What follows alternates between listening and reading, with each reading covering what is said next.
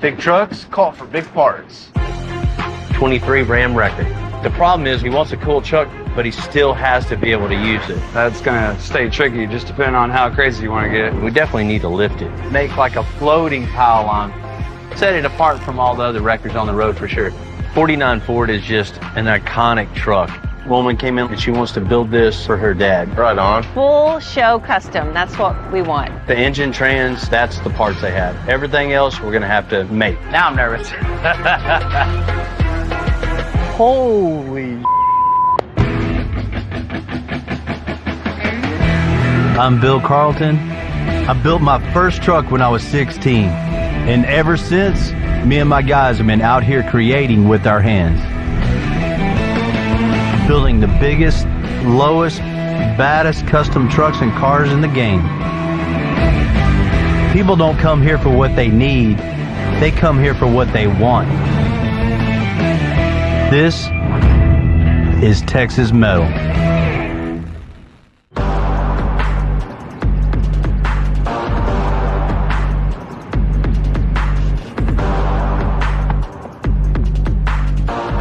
What's up, Ryan? How you doing today? Man, good, man. What's Mark. up? Mark. Bill, nice to meet you, man.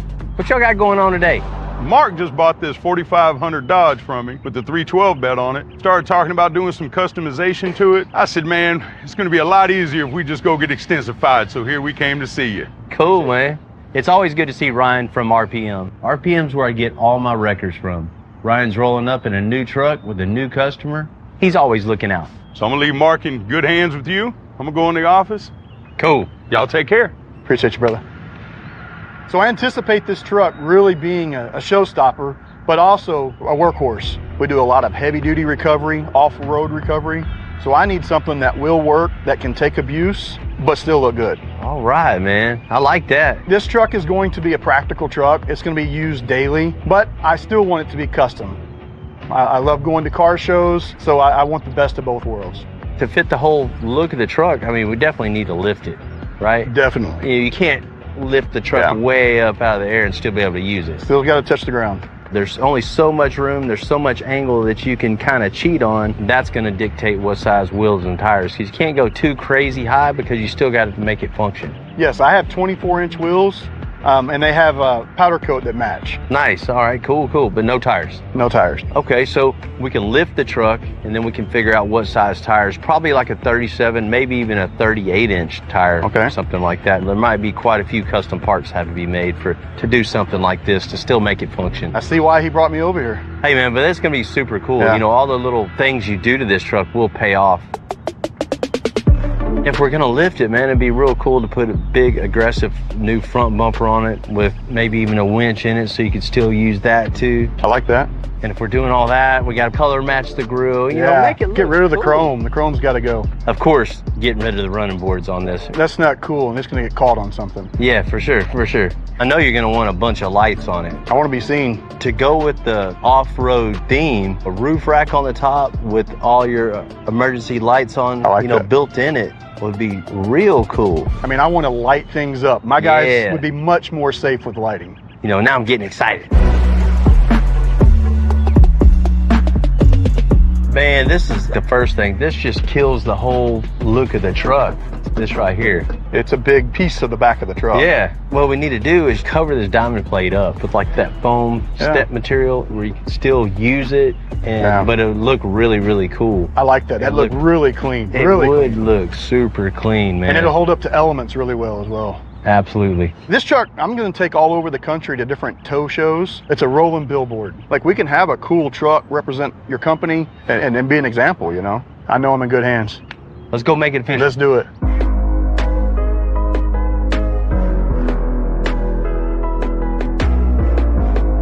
Some companies just change their logo to something a little more exciting, you know, wrapping the truck, changing the color, but that isn't gonna cut it. We're in Houston. There's probably more than 1 million tow trucks around here, but a cool tow truck like this is gonna be, that's something you never see.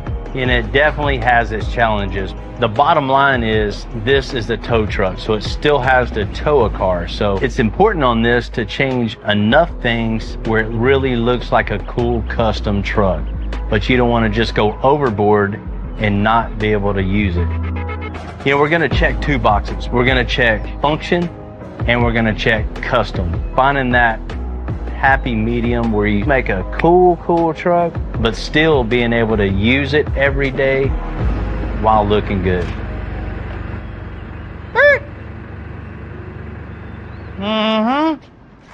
What up? Well, that's the record. What we got going on here? Man, you know we like record trucks around here, Yeah, right? of course. But the problem is with this, he wants a cool truck, but he still has to be able to use it. That's gonna stay tricky, just depending on how crazy you want to get. That's why it's here. Right up our alley. Yeah. First things first is, let's get this on the lift. Let's pick it up at different heights.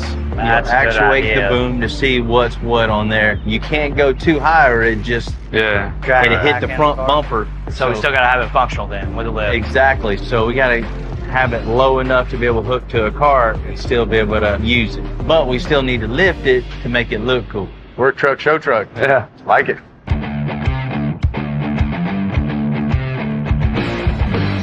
Then we're going to do some cosmetic things. We're going to take off the running boards, new front bumper, color match, all the chrome. Can't be having that. And back here, you know, this just looks, Outdated. it does, man. Yeah. So we clad it with sheet metal, and then we're able to stick the foam pad right to it, and we can bring some color down in this also. It's going to really tie it Yeah. together just doing that. That little, Yeah. you know, Yeah. set it Much apart from cleaner. all the other record beds. Yeah, man, this is going to be unique. Yeah. Cool. You know, the next thing is, you know, the wreckers have pylons on the back that usually you put the emergency lights on it and they hold their tags and everything. I think what would be real cool on this, something I've never seen before, is build something off the roof rack and come down the back side of the cab and make it look like it's floating, like it attaches to the cab and not the bed, and color match all that. So it won't really look like a wrecker and just look like a cool truck. Like an off-road recovery vehicle. You Yeah, know what I mean, exactly. like how the chase trucks and Baja, like all Exactly. decked out. A really cool Awesome. truck Yeah. that just happens to be able to pull the car. Yeah, dude, that would be super cool. Right? Yeah. All right. Got it? Loose? All right, let's get the lift arms underneath it and get it in the All right.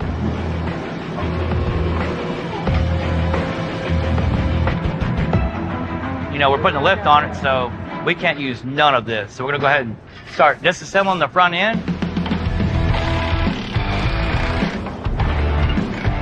Torch time. Drop down bracket, obviously not going to work with our lift, so we'll go ahead and start cutting a portion of it off. Start scoring it on the weld. Start breaking it off.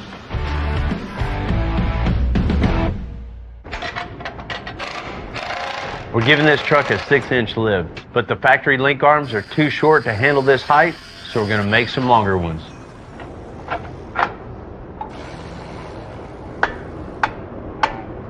That's it, man. We got the links on. We can go ahead and put our springs in, get it down on the ground, get the measurements we need, continue on.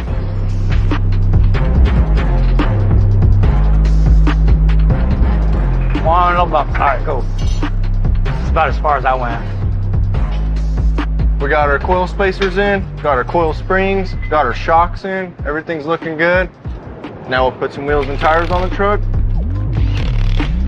Lower it down and see how our right eye looks. Woo!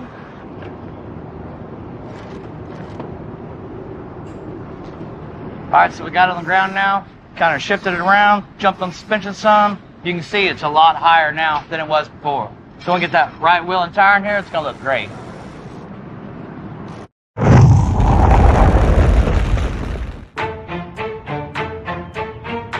Big trucks call for big parts. Sometimes the customer just wants their custom truck to look good. Other times, they need it to perform.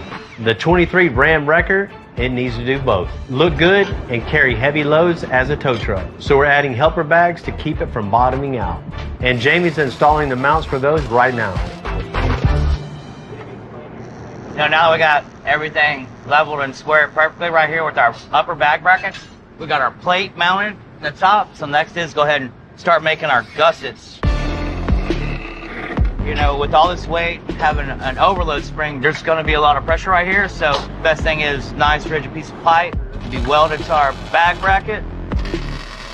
That's going to gusset this bag mount very well.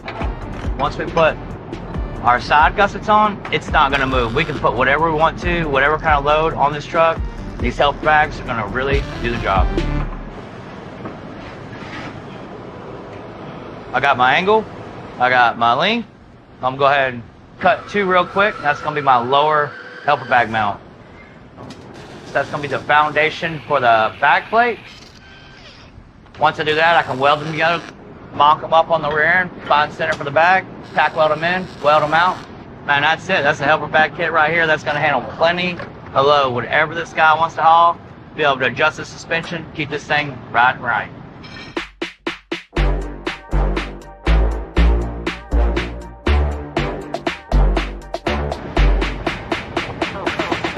Yeah, this is gonna be super cool. I got a call the other day from a customer with an old truck and some parts. I asked her to bring it all in so I could take a look. Bill, Hi. Stephanie, hi. Nice to meet you. Nice to meet you. So what we got here today? This is my dad's 1949 Ford. My dad is legendary to me. He is a car enthusiast. He's a racing aficionado. He built a custom 49 Ford when he was 16. That truck is long gone. He acquired a new truck and he's been thinking about rebuilding it, but he just hasn't pulled the trigger yet. So I'm here to make it happen. Man, I love it. I love it. Has he had the truck for a while? He's had it for maybe 2 decades or more. I'm not quite sure. It looks like he's been sitting out in the field somewhere for a couple of decades. It has. You know, a 49 Ford is just an iconic truck, but this truck right here, I think, was an experiment on rust, you know, to see how long you can let it sit out in the field, to see how bad you can get it. We're at the end of that experiment, and the rust definitely won. So, does he know the truck's here? He does not. Oh, it's a total surprise, Total huh? surprise. Oh, I love it. I love it. So what you thinking here? Are we just getting it running? Here you go, Dad. Enjoy this patina. It runs good now, or are you No. wanting to just No, do it needs to to be it? a really cool truck. Full show custom. That's what we want. Well, that's what we do around here. I know. I'm excited. On a project like this, what we do is get it in the shop and just start from the ground up. Just rip everything out, tear it all down to nothing. You know, seeing what's underneath all the paint. We'll blast all the parts to really see, you know, what's good, what's bad, and just start building back from there. Something like this, we just have to build a whole new chassis from front to back. And to get the stance right, we got to put it on air suspension. Absolutely. The Right. stance is important, maybe even a tilt towards the rear. Yeah, well, that's totally up to you. That's Yeah. the cool thing about air suspension. You can adjust it higher, lower, front, and back, however you want to ride. Front, So back. that's definitely the way to go. All right. Sounds amazing. Because Stephanie brought an independent rear suspension she wants us to use. We're going to build a suspension setup that we don't usually do. We usually use a traditional straight axle, but in this setup, the rear wheels move independently from each other. It's going to be pretty cool to incorporate the air suspension in with that. You know, judging by the outside of the truck, I would think the inside looks perfect, right? Maybe better. I'm really hesitant of opening that door. Oh my God, something just flew in my eyeball, sorry. No. Oh yeah, mine too. Dust particles, rust particles. Well, that's about the only thing that's in here. Opening the door, seeing what's inside here, there's no interior. It's pretty much just a seat frame. That's about it. It's great for teardown, but John's gonna have to build everything from scratch. The interior needs just as much work as the outside, if not even a little more. New carpet, new headliner, you know, door panels, kick panels, bucket seats with the console down the middle. I mean, just having that custom feel when he sits in there. And of course a stereo too when the daughter gets in and takes it from him. We'll get him hooked up. Let's see, you got a engine in the back. Yep.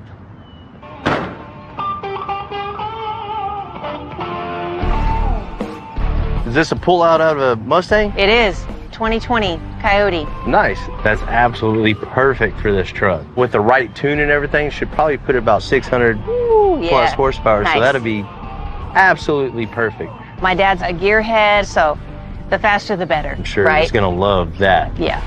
Once we get the engine out of here, you know what'd be real cool on this Instead of just putting like a bedwood kit or something like that in it, how about we make the bed floor raise up to expose Yes. all the framework, the cool suspension. Yes. You know, to be able to show all that off, right? Yeah, that's what I'm talking about. Building a custom frame, most of the times you really can't see the craftsmanship. You can't see how much time is involved in building what we build. So raising that bed floor up doesn't get cooler than that. You know, I hope one day my daughter would do this for me. Hope so too. This is going to be a cool project.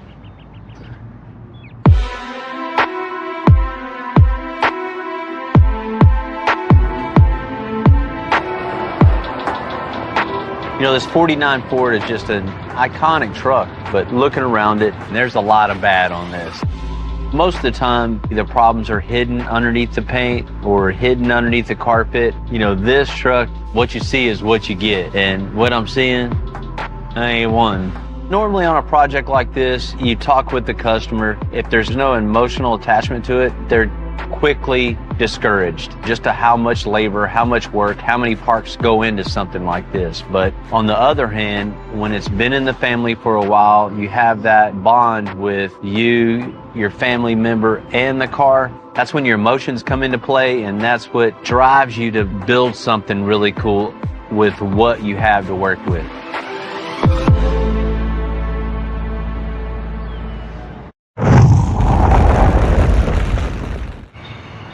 Tell us when, Jamie. All right. That right here. You in here, Bill? Over here. We're recycling trucks now or what? Looks like it, right? Yeah. Very much so. Very much so. Yeah, I've seen some better than this in a junkyard. Seriously. All right.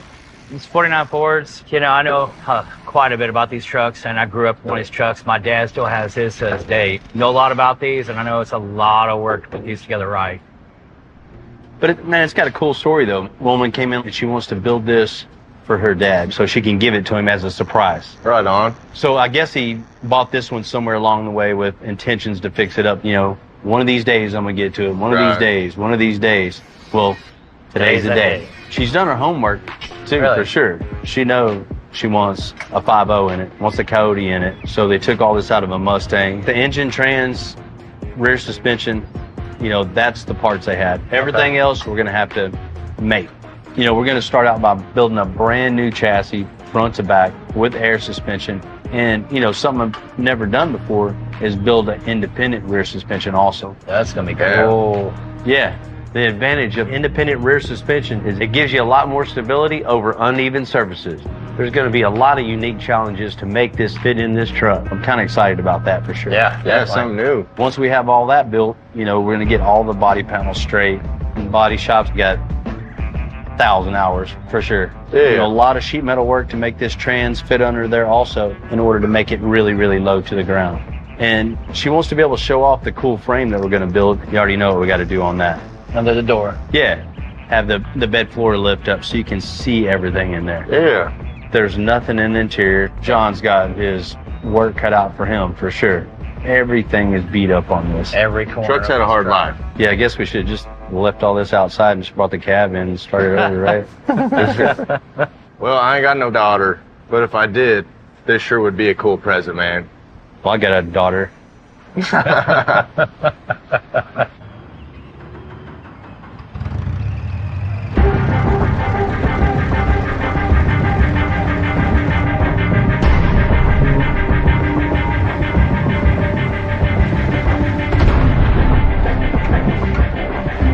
Cool. I'll be able to cut these off with a cutoff wheel real quick. All right, man, start on that. I'll start torching this bumper off. We're gonna start tearing this whole truck apart. It's rough, it's been sitting in the field, out in the weather. This kind of stuff's supposed to come apart easy, but you wouldn't believe how these rusted bolts hold it together. Still something over here. Wiggle it back and forth. There we go.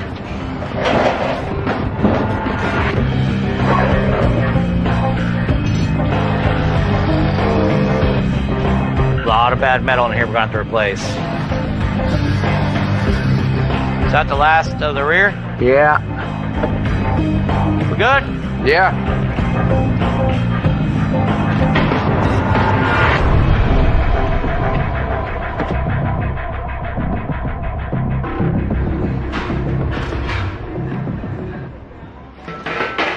Just cut 2 like 3/4 square tube and 1/2 inch pipe, any like scrap. Just cut 2 pieces. 32? 28. We're starting on the frame for the 49 Ford, and we're going to do this a little bit different. Get it square with this, and square here, and square.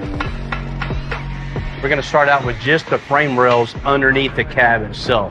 Man, I like this table. I love this table.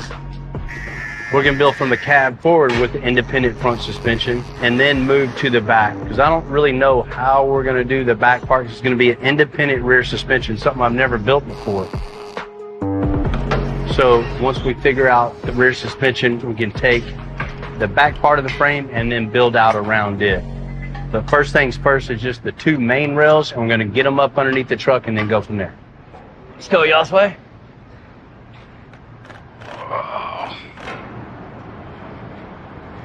About 1 inch past these. That's good.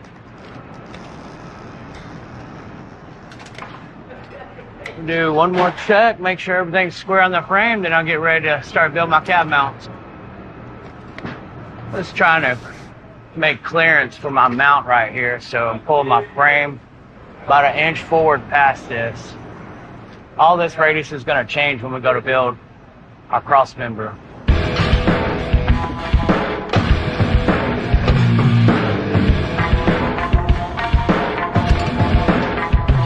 Okay, so I got my rear cab mounts here. You know, I'm gonna have a hole on one end to bolt through. Then we're gonna go ahead and cap the sides to make, you know, the strength for it.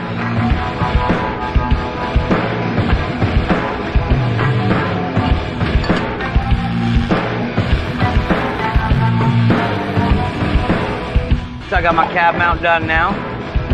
It's in place. Once I get this tack welded up, I'm gonna do the same to the other 3.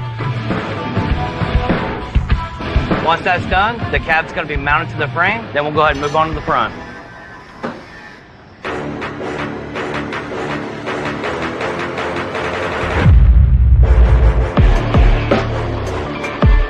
Now that we finished the lift on the 23 Ram Wrecker, we can get going on the roof rack. We're going to start with a prefab roof rack and then customize off of it. All right, we're gonna light this thing up. It's gonna be insane. We're gonna have lights all over. We got 6 of these rigid lights we're gonna mount on the front of the roof rack. 4 bolts to install, and then you can adjust it. He's gonna be able to light up any scene he shows up to, do any off-roading tonight. It's gonna be a total game changer.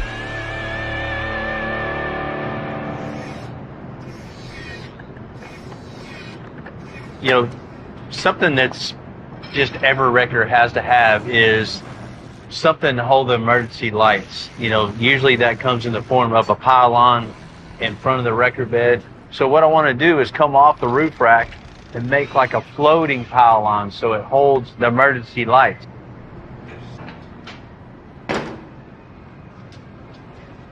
Man, why don't you go ahead and cut me 4 of these out of 16 gauge real quick, and then we'll just kind of go from there.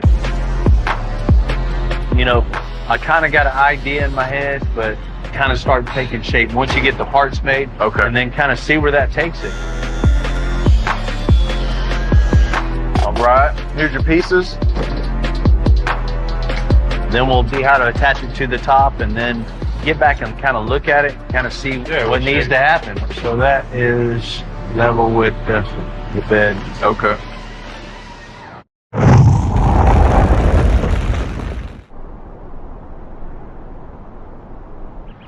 See that? We're making a custom pylon off the roof rack for the 23 Ram Wrecker. Okay, that's probably pretty good height. What I want to do is attach this to the roof rack itself. I want to, like a floating pylon, right? So what I want to do is make just a line of the cab here and then curving down over. You know, something just with a little radius to it. 16 brakes. Alrighty. Well, let's go give her hell.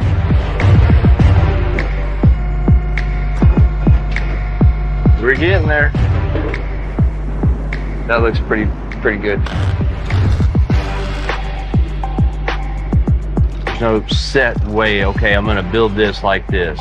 Everything changes. You gotta adapt all along the way. I've never seen one like this before. I've never done one of these like this before. And that does like match the cab really well.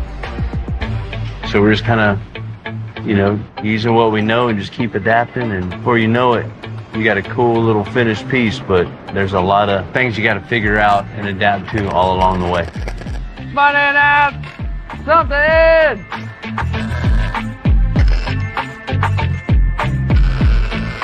You know, with building this floating rack here, we're not going to have anything that attaches to the bed.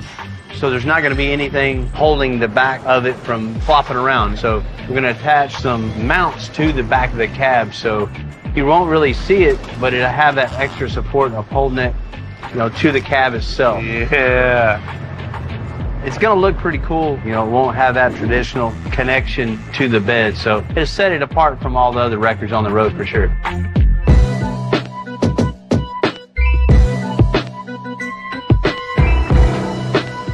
I gotta find some tools. While we're finishing up the metal work on the 23 Ram, Patrick's going to color match all the chrome and badges. You know, it's not the type of thing you notice right off the bat, but with everything else we're doing, it's going to give this thing a subtle custom look. What I have right here is the badge for the Ram tow truck. Customer wants everything chrome painted to match the truck. There's an easy way and a right way, but here at Extensive, we're gonna do it the custom way. All you need is a normal little lighter. You don't want to get it too hot. You just want to heat it up enough to where the badge actually wants to just come off. We basically have to heat up all of the plastic terminals on here to remove the badges. We did not damage the points to put them back in, because we definitely have to heat these back up once we replace them. Let's scuff it up. First step in this paint job is the sealer. No matter whether it's chrome or plastic or metal even, once you spray this over it, it will give you a uniform coat. So once you come back with the blue, everything blends. So I'm gonna go ahead and get this mix started. It's called Hydro Blue. There's like 8 different toners in it to make the color. So we can go ahead and get that popping.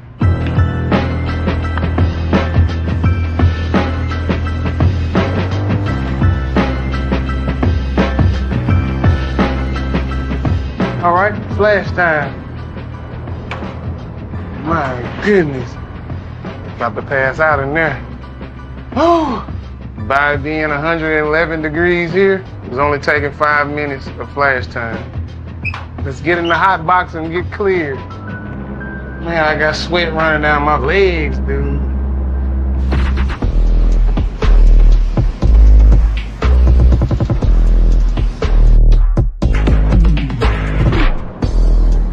Now, I turn the oven on, let it bake for 45 minutes, maybe an hour, on to the truck.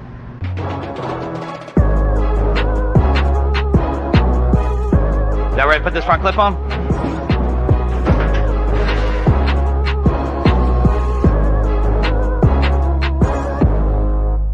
Get on that side.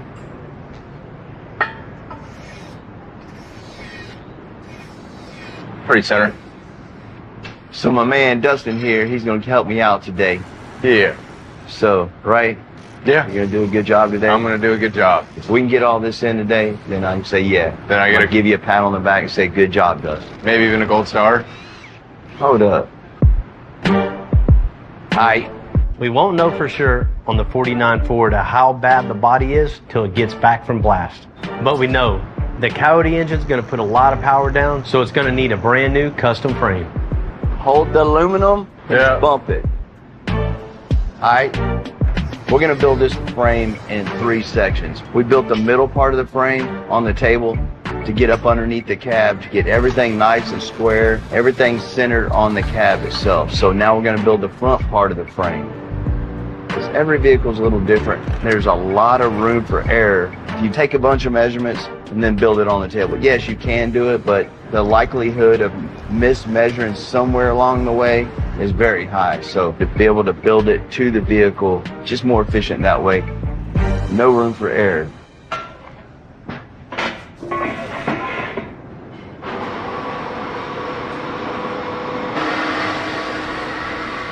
You already got this side cut?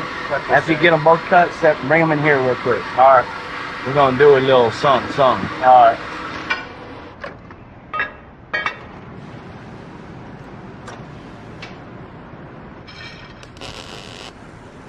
Just use a little square right here because we're taking this piece of 2x4 rectangle tubing and we're making it fit on the frame from a 2x4 to a 2x3, so the piece has to be tapered down. It's a short piece, so it'll fit in the bandsaw, but there's no way to clamp it.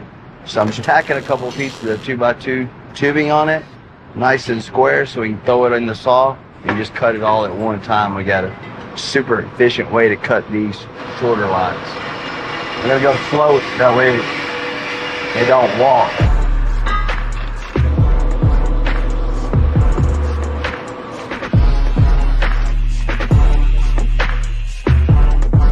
We got our 2x4 all cut down to a 2x4. Gonna fit on this side up to a 2x3 at a slight angle, so it should fit if Dustin did his job right. Of course. Why? Oh, yeah. Hit it in the corner right here. Yeah. 10 3/4.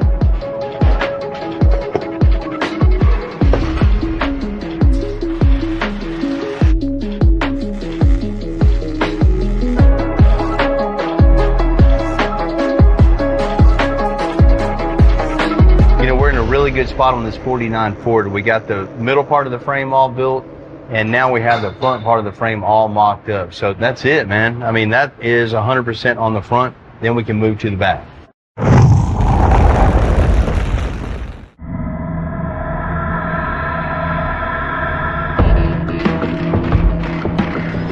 You about to go. How much more you got left? It's this last clamp and we're ready. A 49 Ford truck is a classic, Go down. but we're still talking about a 70-year-old truck. Let's boogie it in there. All right, pick it up some. This Coyote engine and trans takes up way more space Stop. than the original engine did back in 1949. So as usual, we got to make more room. Yeah. All right. Before, obviously, the floor was bad. I mean, you could see through it. So, obviously, we had to change that out. So, I went ahead and made some pieces real quick. Bead rolled them, tied them in, made sure they're both the same height. I mean, everything's true right now. So, the next step is go ahead and make my kickers, where your feet rest up right before the firewall. Get them trimmed a bit. I'll go ahead and tack them into our floor pieces.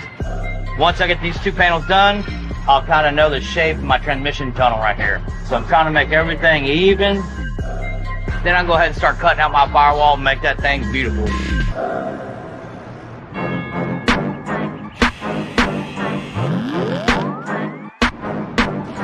What are you thinking about, like a design? Just the border and then inside the border reversed it?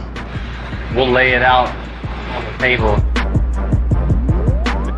Man, we've done a ton of work to this whole cab so far. You know, got the floor replaced, transmission tunnel in.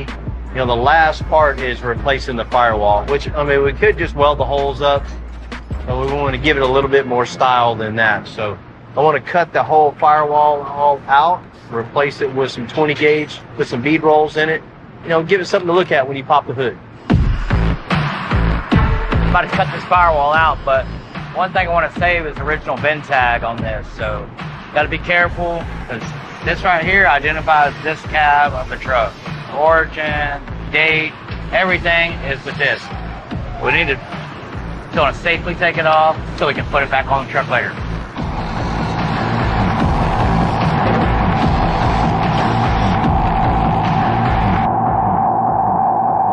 It's looking good. We got our majority out of the way.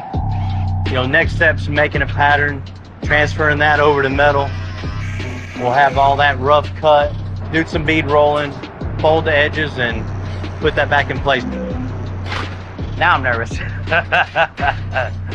I've got a lot of time invested in this one piece, and it's gonna be a focal point in the truck as soon as you pop the hood. So if I mess this up, I gotta start all over again. There we go. When I see a truck looking rusty and as beat up as this 49 Ford, I definitely know we got our work cut out for us. Now that the firewall is done, we got the cab pretty much as far as we can take it. Now we're gonna send it off to blast to see exactly how bad it is. Once it's back, we can get back to building that frame and suspension. From a custom bed, interior, wheels, tires, man, this thing is getting the works. But the nice part about having a busy shop, even though we're just getting started on the beginning of this project, we're just about done with the 23 Ram. All right, Dustin, see how that fits up there now. All right. We're going right here, right? Correct. So we're gonna start doing this cladding right here. You know, this diamond plate is kind of outdated. Everybody's got it, and we don't want something everybody else got. We want something fresh, something new, something nice. So we're gonna go ahead and clad this. We're gonna make a pattern with this chipboard exactly to form all this diamond plate right here. They're gonna put foam on top of it, then we're gonna fasten it to the bed. It's gonna look slick. Yeah, I'm good with that.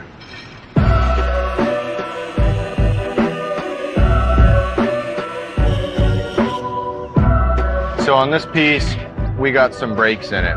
Just so, we're gonna transfer that to our sheet metal, go to the press brake, break it, go to the bed, make sure it fits. All's good. Now that the cladding is made, we had it scanned to turn into a 3D model for the custom foam overlay. This will make it look really cool and also give it a little design and grip.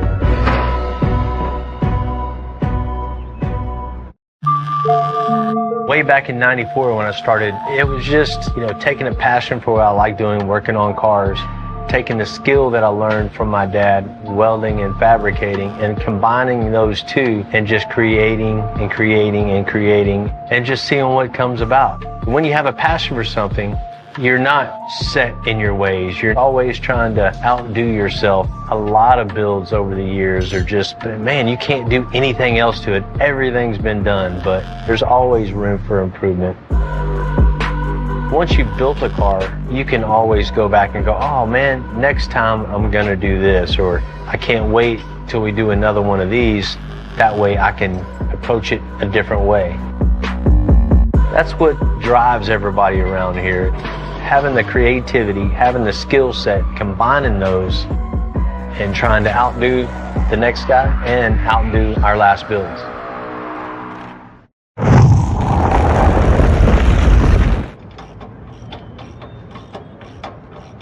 You got the bottom side in? No, I don't have the bottom side. You want to do bottom side first? Man, maybe honestly just get the bottom started and I'm gonna come down with the lift. It's always cool to get something in the shop that's not run-of-the-mill, not ordinary. Tight? Yeah, that's tight. The 23 Ram is all about still being a work truck, but it's got to look cool and custom. And we did just that. We went with some big 37-inch tires, aggressive new front bumper, new side steps. The truck means business. It's not only a cool custom truck, it's ready to go to work.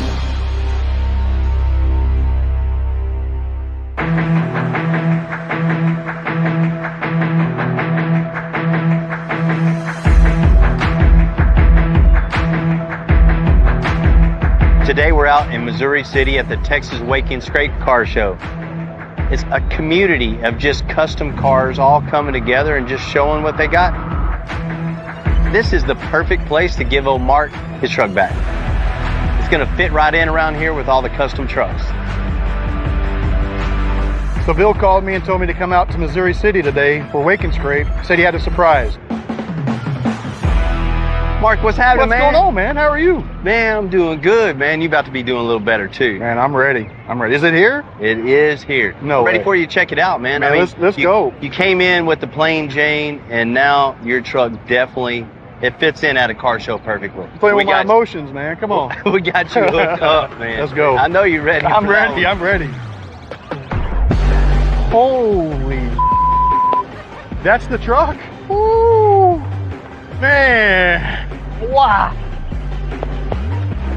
Dang, That ain't no stock record no more. no, it's not.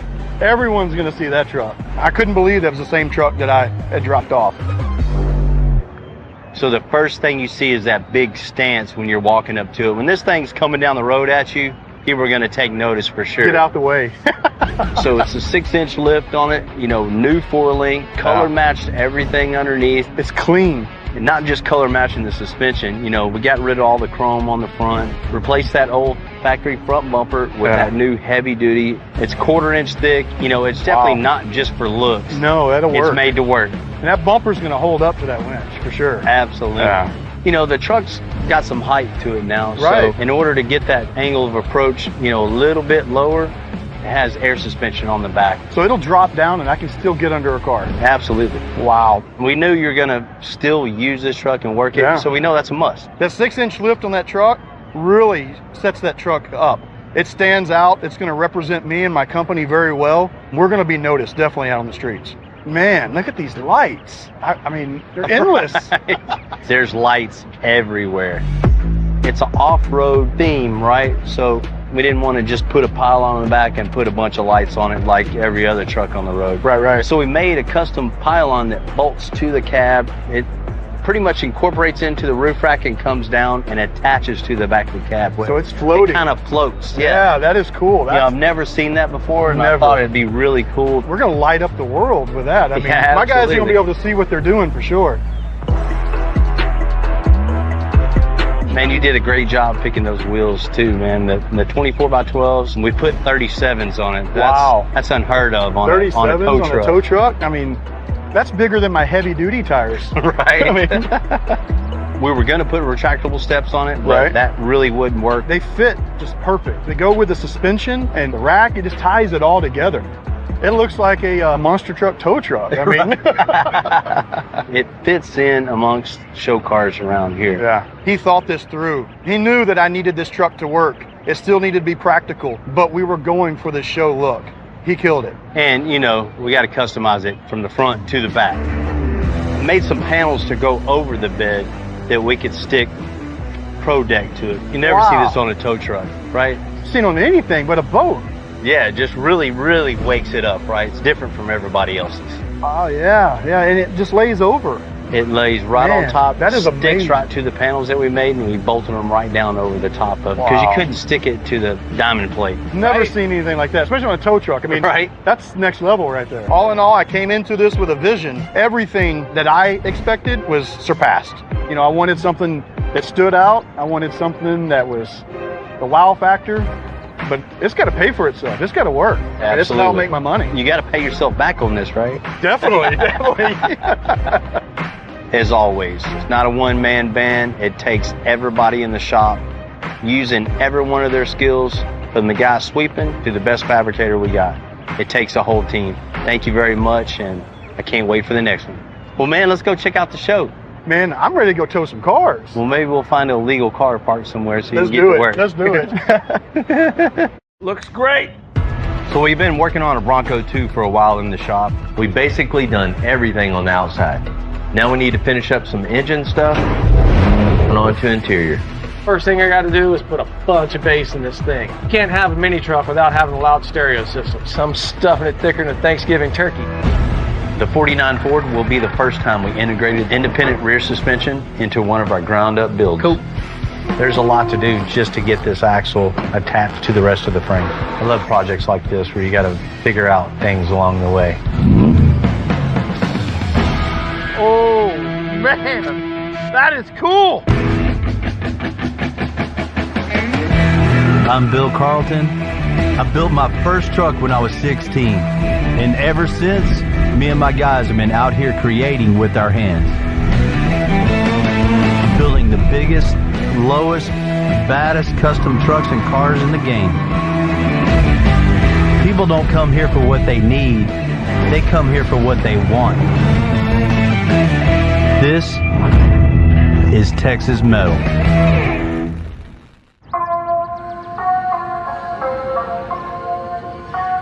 So we've been working on a Bronco 2 for a while in the shop, and It's been a long, long road to get to this point. We've basically done everything on the outside. Custom frame, suspension, body, paint. Now we need to finish up some engine stuff and get it going on to interior. But the customer Vernon plays in a band and he wants to see this truck before he goes on tour. All right. Vernon, what's happening, man? All right, man. Looks great.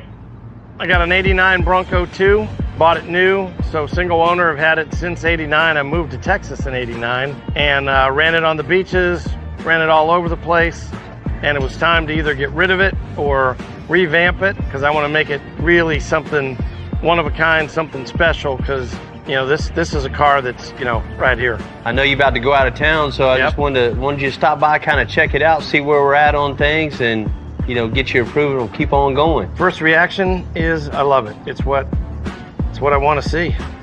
I wanted something that's badass, unique, ridiculous. That's it. I want somebody to look at this thing and say, what did they do?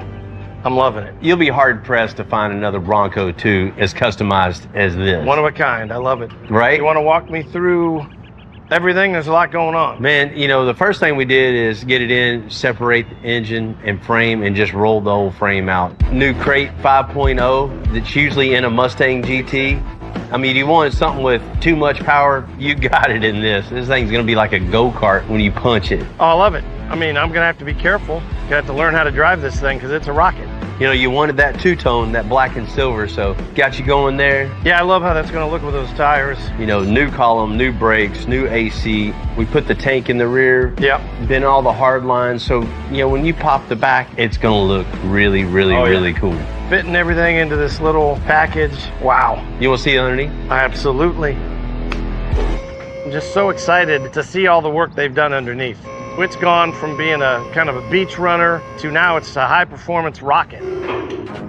This is as impressive or maybe more impressive than the top. Right? Because this way you can see all the work's done. It has the rectangle tube here and the pipe work from the cross member all the way back. I mean, it's not going to twist or flex whatsoever. Yeah, it's incredible. Man, you said get after it. Yeah. And you wanted it all the way on the ground, so this is the way to do it. Just build a new chassis so everything's tucked up underneath the body itself. So when you let the air out, that body goes all the way to the ground. We had to cut almost the whole floor out to make room for all that. Then go back with the sheet metal work. We bedlined the whole bottom, so you don't have to baby it like you would if everything was painted. Right. It'll be a show car, but it's going to be a car I drive. Hell yeah. Absolutely. There's a few things to button up under the engine compartment, and it goes over to the interior shop, and John's going to get on it and just fill it full of stereo. Oh yeah, I want to knock down a building. Yeah. Well, man, do your thing, or we're going to do our thing, and I'll see you soon. Absolutely. It took a bit to cram this 5.0 Coyote in this old Bronco, but it's definitely going to be worth it with all that power. Now Matt's in the final stages of getting it all wired up and running.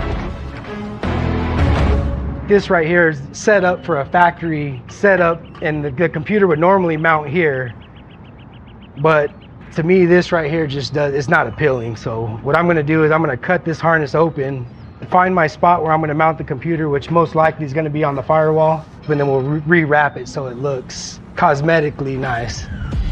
This isn't ugly for factory, but it's ugly for custom. When you see this tied up in loom, you think, oh, it's just one wire. You break it down and you got 90 wires, and each one is just as important as the next. There's no guide or nothing, no reference to look at. It can get a little aggravating at times, but that's why you just take your time and do it right the first time. You don't have to come back and do it again. Now that I got all this opened up and peeled back, since we know we're most likely mounting our computer right here on the firewall, I'm going to see what it's going to take to get the harness to flow that way and see what I'll have to do from there before we tie it back up completely. I'm going to go ahead and get the second side of the harness plugged in, and we're going to figure out where we're going to come in to the firewall. What I'm looking for is anything that would be in the way of me drilling the hole. I want to go as low as possible, so when you're looking at it from the engine bay, you can't see the wires coming through. It's not even something I thought I would do. I started when I was young, and it's kind of weird because I'm a person that doesn't really have much patience.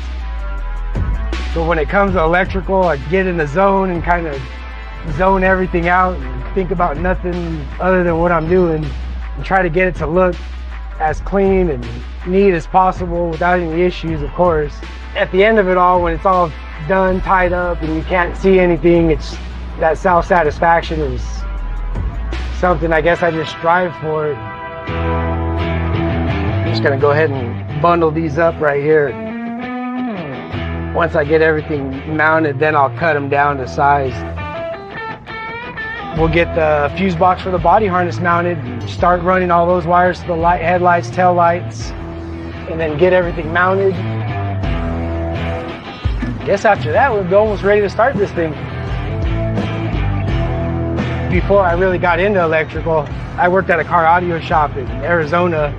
We had an installer there that he was colorblind, and he was probably one of the best alarm installers in the shop. So I kind of hung around him and kind of learned from him, and he showed me little tricks that made things easier, and he's colorblind, and that kind of shows that it don't matter what you're facing, you can figure it out, you just got to figure out how. Well, now moment of truth. See what we got. I hear fuel pump come on. Gonna go ahead and crank it.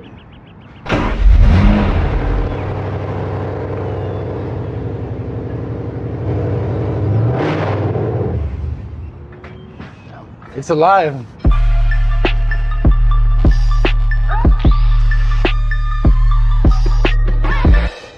Going on, John? I heard this thing finally made it over to your side. I guess they finally got it. I walked in this morning and here it sits, so it's usually where it's at. You're sitting here just trying to figure out what's going to happen, and it's even more fun to figure out what's going to happen when I don't know what's supposed to happen. So what's supposed to happen? Customer, he's an artist. He's a musician. He loves music. He said, go crazy with it. He wants loud, loud, loud. Louder than me loud in this truck. Okay, all right. Yeah. Well, I like loud. I can definitely do loud. A wall? Not a wall. He definitely doesn't Lame. want a wall. Lame. You know, he says with the big windows, he wants to be able to see whatever you guys created inside that vehicle. Right. So that's what he wants. That's all right. That just makes it more of a challenge, makes it more fun. So Yeah. it's a lot of space, but it's not a lot. With it being a mini truck, looks like there's more than there really is. Yeah. I think I'm going to fill it up. 6.5s in the door, 6.5s in the kicks, 2 16s in the back, some more 6.5s out back. And of course, you know, we got to have plenty of power to run these things. The subs alone are going to be 2,500 watts a piece. Another couple 1,000-watt amps for the rest of it. Over 7,000 watts in it. I'm stuffing it thicker than a Thanksgiving turkey. That sounds good right now. I know he's a musician, so we got a logo or anything we can work with? He's got a logo. He did email it to me. He wants to incorporate it somewhere in the interior. Okay. He didn't say exactly where, so leave it up to you and your design. Well, we'll get creative and see if we can come up with something different with it, you know, instead of just embroidering a headrest or anything. I mean, I know it's 1989 that it came from, but we don't have to put 1989 in it. Cool. Well, you're got to put together the list, everything that you're going to need. I know it's going to be a really long list. Yeah. So I need you to be like Santa and check it twice. Okay. Before you give it to me so I can hit Rockford up so they send everything at one time. Once it arrives, I'll let the guys know that we're going to need a forklift to bring this stuff in here. All right, man. Cool, man. I'll get you a bunch of sandpaper, too. Extra. Extra.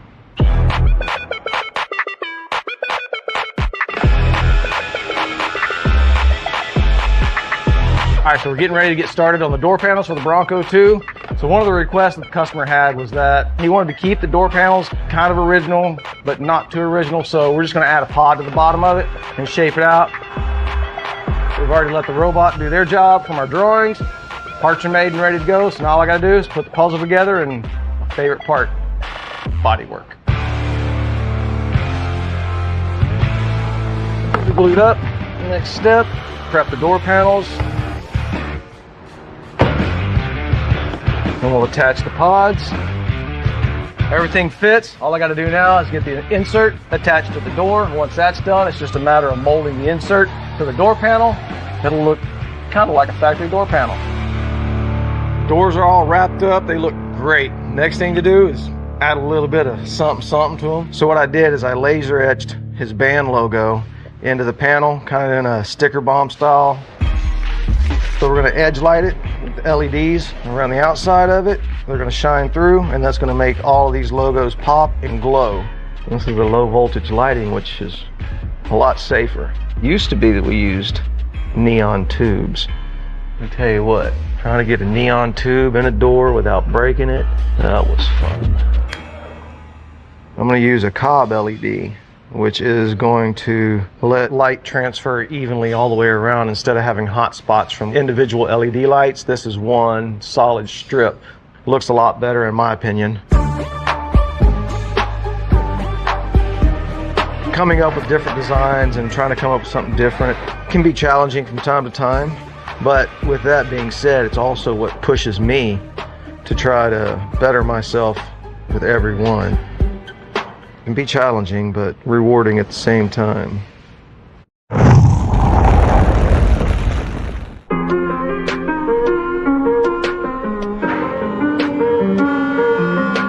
Working on projects like the 89 Bronco bring me back to the old mini truck days. You know, that's what really got me started. These days we do all kind of trucks, new, old, you name it. And we just got back the 49 Ford from Blast. The customer dropped it off as one of the rustiest trucks I've ever seen. You know, it didn't matter. She wanted to turn this thing into a full custom show truck for her dad. I was worried there wasn't going to be much left after Blast. But the metal was in pretty good shape and the body guys did a great job with it. You know, the customer had supplied us with an independent rear suspension, but it wasn't going to work with this setup. So we ordered a new one and it's perfect. So now we're ready to finish this custom chassis. All right, you got the rear end in? Man, about time, right? Yeah, seriously. The rear end that came in with this truck just, man, wasn't going to cut it. It was just way too wide, way too many moving parts. Yeah. So this simplifies everything, looks way cooler, and that was the final puzzle piece. Now we just need to make the rest of the puzzle, right? We've already done a ton of work to this thing. We got the middle section of the frame built. Right. Finished the front part of the frame. Shoot, we've had the new firewall put in it, tunnel put in it, sent it off to Blast, primed. I mean, we're in a really, really good spot to continue. You know, the next step is just creating the back part of the frame, getting all that in place. And there's going to be a ton of measurements to figure all that out. Then we can start building that fully custom bed. So we're not going to use any parts from the old bed. Start from scratch? 100%, man. I mean, that's just way too far gone. We can build a lot of coolness in it as we're building it, other than trying to repair a bunch of rust and then modify what's there.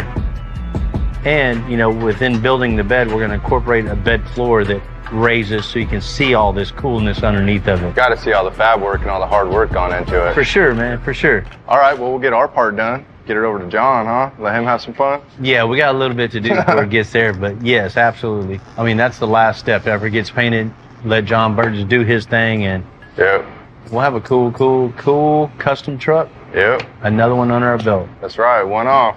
The first things first, man. Get the table all prepped, and I'll finish my measurements real quick, and then we'll start building the frame. Sounds good.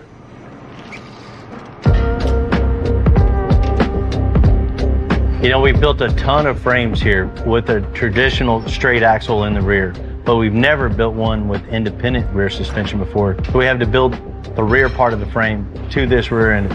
Everything is based on mounting on the center chunk of this housing itself. So there's going to be a ton of measurements to get all those calculations correct, with the wheelbase centered up perfectly and the mounting point for the third member. So the frame's going to come out, come up, back, and probably straight back. I don't know. There's a lot of measurements to play with, a lot of designs still to come. I mean, there's a lot to do just to get this axle attached to the rest of the frame.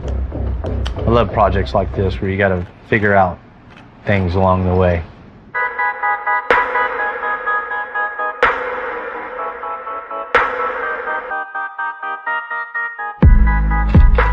You got some soapstone, Dustin? Give me a piece of 4-inch flat bar, about 4 foot or so. What you want? Yeah. I got my measurements figured out on paper. So the next step is transferring everything on the paper, on the table.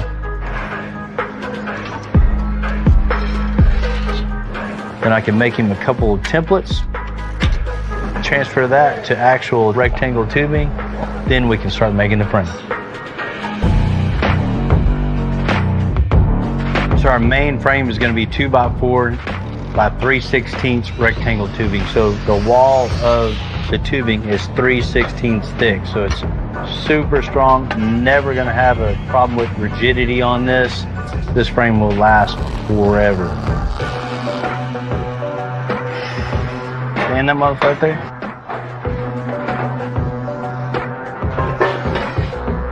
Just throw a level across tip to tip just so I can see what it'd be looking like. Cool.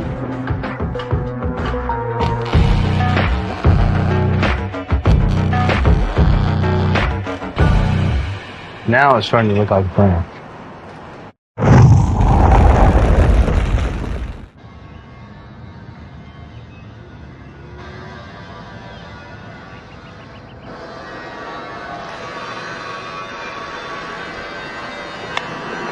The 49 Ford will be the first time we integrated independent rear suspension into one of our ground up builds.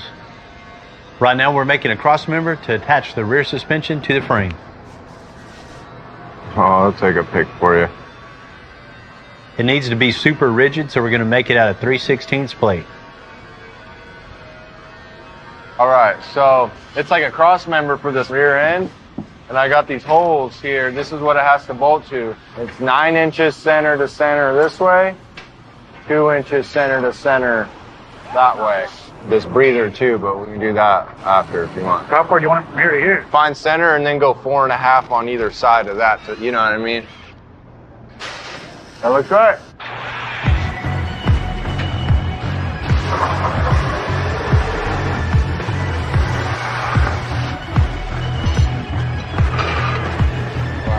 You just clean off the backside there, real quick.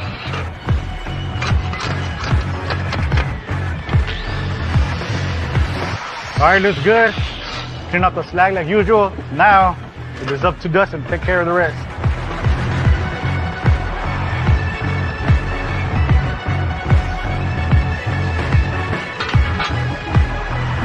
All right.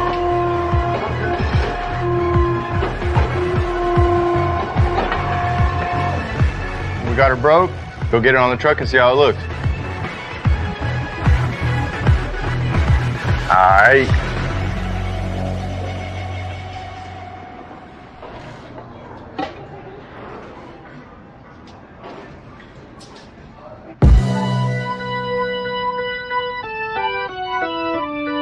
From the beginning, Vernon was very clear. He wanted this 89 Bronco very, very loud. So we got rid of the rear seats, made some room for John to make something really cool and very loud. You can't have a mini truck without having a loud stereo system. So first thing I got to do is put a bunch of bass in this thing. I'm gonna start by making the pieces that go over the wheel tubs. We'll get some wood, we'll get it curved up so it'll make the curve. Once we get that, cap it in, and we'll just start building up and out from there and see where we get and get enough airspace because it's gonna be big. I'm going with something really big. I'm gonna cram 2 16-inch woofers in here in a ported enclosure. It's gonna take a lot of airspace. It's gonna be a big, big, big, big box. Got a couple of stipulations that the owner has. We're gonna work around those, deal with that, and see what we can come up with. Damn it! Rimmed it. All right, so the box is moving along. The next step I need to do is start figuring out how I'm gonna tie it into the side panels and then the walls and everything. So I've got my stock panel that came out of the truck. Obviously it doesn't fit anymore, so I'm gonna do some cutting on this, chop it up, make it fit back in the truck. And so now it's time to start building the box out and up and getting it all tied in now that we know where we gotta go, what we gotta deal with, and we'll go from here. So we're actually going to take the top and adjust it upwards in order to get the amount of airspace that we need. We can only go so far outward, so far towards the front of the truck, so up's the only way to go.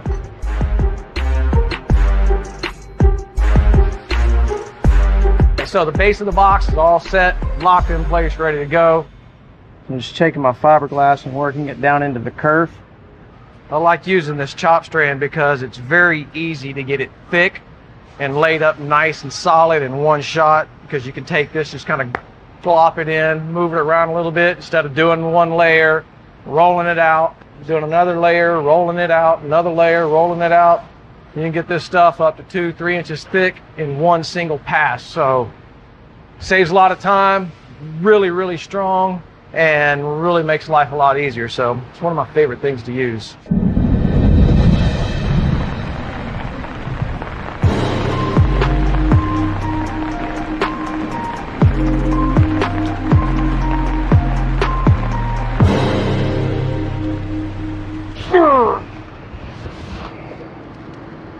Well, good morning to you too.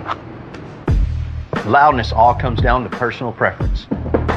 Some folks like to hear music loud in their car, but what John's building in the back of this Bronco is going to be loud enough for the whole car show to hear. I thought it was going to be a good idea until I had to pick this thing up. Now I'm just taking this heavy ass woofer, trying to position it and get it a layout of where it needs to be, so I go sit down and draw up the baffle and all the trim rings and everything like that. Now I'll start using the CNC router and the laser and make the parts to actually dress up the box.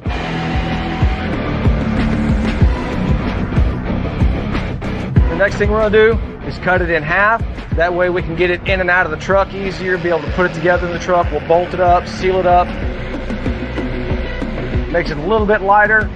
We don't have to worry about banging up our vinyls and leathers and stuff like that when we go back in for reassembly.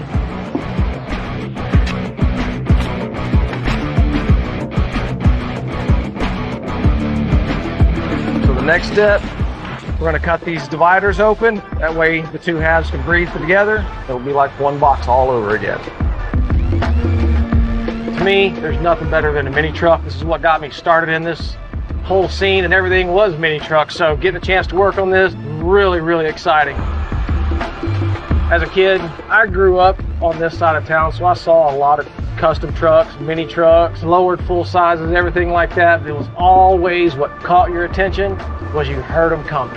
Loud bass, I loved it. Couldn't get enough of it. So they'd come around the corner, you could see it, flashy paint job, cool low truck, you know.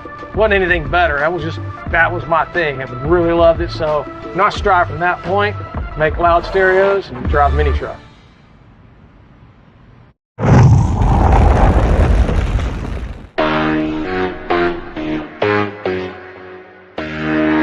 We built some big audio boxes and vehicles before, but the sub enclosure in the 89 Bronco 2 is double XL, which will really set it apart along with all those small details. Box is all together, tops on it, it's closed up and ready to go. Next step, get the trim rings in place. So basically what I'm doing here is I'm building an insert that's removable from the enclosure. That'll be two-toned out. It's going to trim in the speakers, it'll trim in the ports. It's also going to help hide the fact that the box is actually two parts bolted together, because you won't be able to see the seam. A lot of benefits to doing it this way, so best thing I can do is just get it together, get some good glass on it, get it good and strong, and start body working. If you're not body working, you're not fabbing. If you're fabbing, you're body working. Take your pick.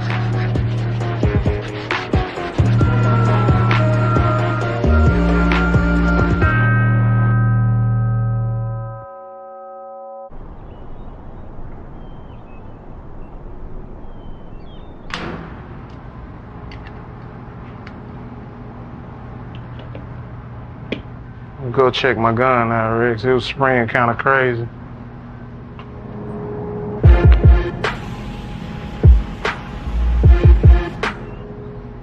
While John's boogieing on the 89 Bronco interior, Patrick's gonna paint that dash black to match that black paint on the body. I just got the dash for the Bronco 2 from John. I'm about to change the color on it. It's going black, so I already got it prepped. So first things first, I'm gonna go ahead and get the adhesion promoter put on. Let it tack off for a second, and then go with the black. After that, they want the dash to be pretty much a semi-gloss, so I'm gonna do a satin clear on it. It's got a high gloss right at this moment, but once it dries down, it will dry down to a satin finish. Anytime you apply a satin or a flat clear, it's gonna go on gloss, but once it dries down, it will give you the finish that you're looking for. Looks great. We're gonna go ahead and let that dry. Once it dries down, it will be a satin finish.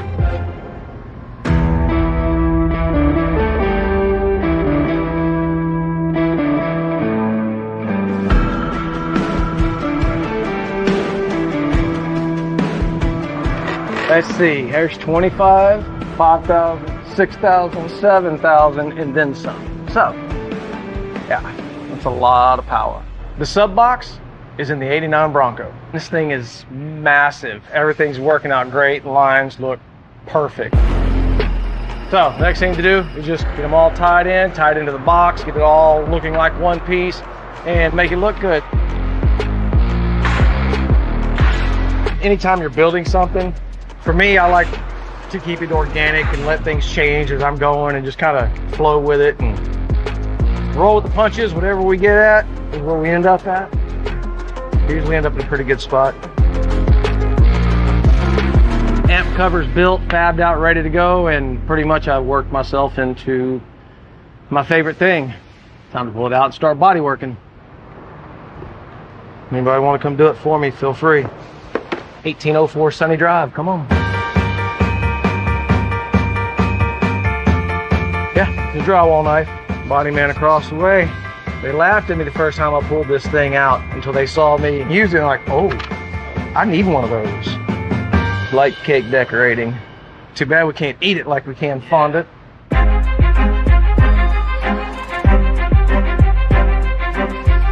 All right, so the next step on the back of the Bronco is cramming in a lot more speakers. So, got a little baffle set up. We're gonna do a little cutting on the router, let it make some parts, get things ready, and we'll get the back of the truck and add in some speakers.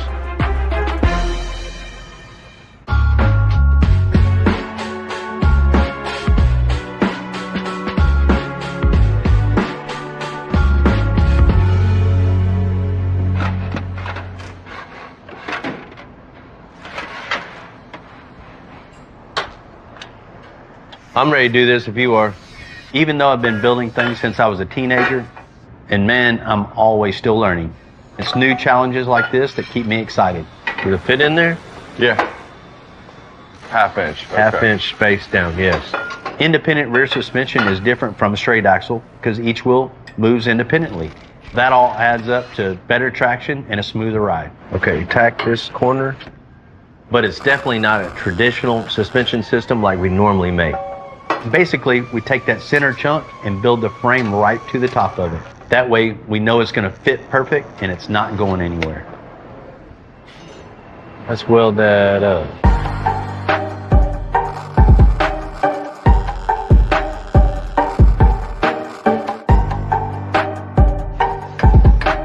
Pretty good.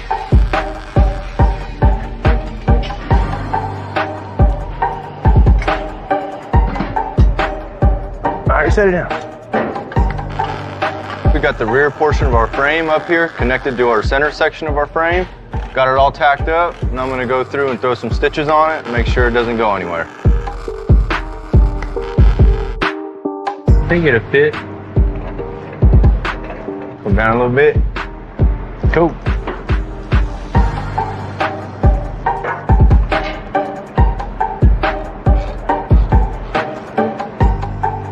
Is it tight? Yep. All right, we'll go with a lift. All right.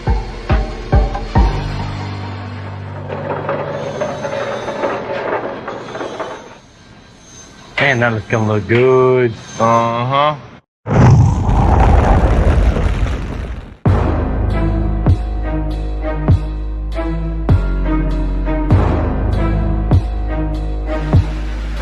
Looking at that 49 Ford, even at this stage, I know it's one of the builds that just defines a shop like this.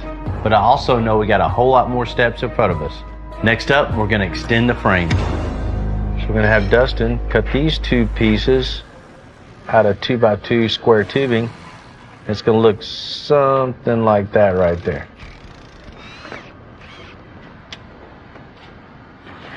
do it to it.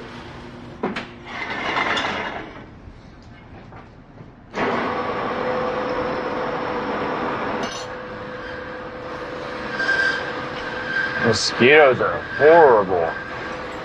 What we're gonna do now is just make some continuation of the frame itself. So it serves a couple of purposes. It actually stiffens the frame up in the back. Going down the road, hitting certain dips in the road at certain speeds, the frame might flex a little bit, like diving board effect, like boing, boing, boing, boing. With creating this little truss on top of it, the frame stays super rigid. It doesn't deflect whatsoever. And all we're doing is relying on suspension then and not the frame flexing.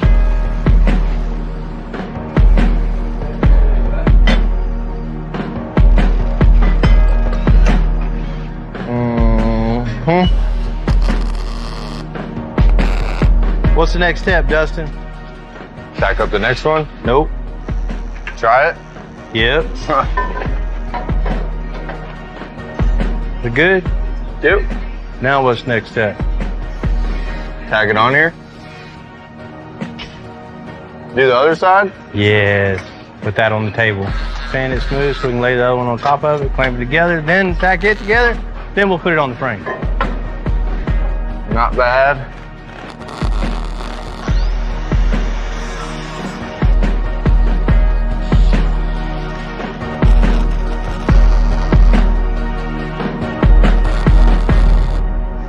We're in a really, really good spot right now. Man, I love how it's looking. You know, the contrast between the two different sides of the tubing. It's looking really good. We got our cool base to put our bed frame onto. So the next step is finishing out that side. Then we can start making the bed.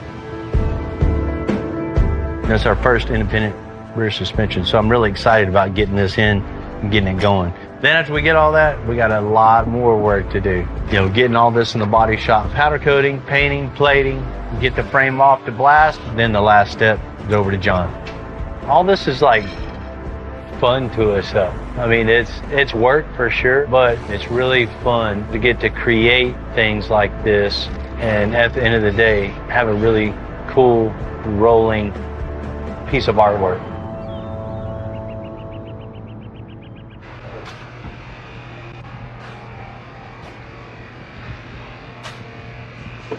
Oh, you damn mosquitoes, I hate you. We're at the stage of the 89 Bronco where John's built all the custom pieces, but now comes the big job of wrapping them. You know, this is one of the hardest parts because this is what everyone sees. You know, if anything's off, it just won't look right. The day is finally here. All the planning, all the hard work, all the sanding, all the everything has finally come to fruition. We get to wrap the parts. I'm gonna start with the big pieces of the puzzle. It's kind of the first thing that anchors everything. I have to get these in before I can do anything else. I'm using a contact cement to glue the vinyl on. You have to apply the glue to both pieces. You have to put it on the vinyl and the part that you're wrapping. Let that get good and dry. This is hard because I just want to start laying it right now, but gotta be patient because if I don't, I'll regret it.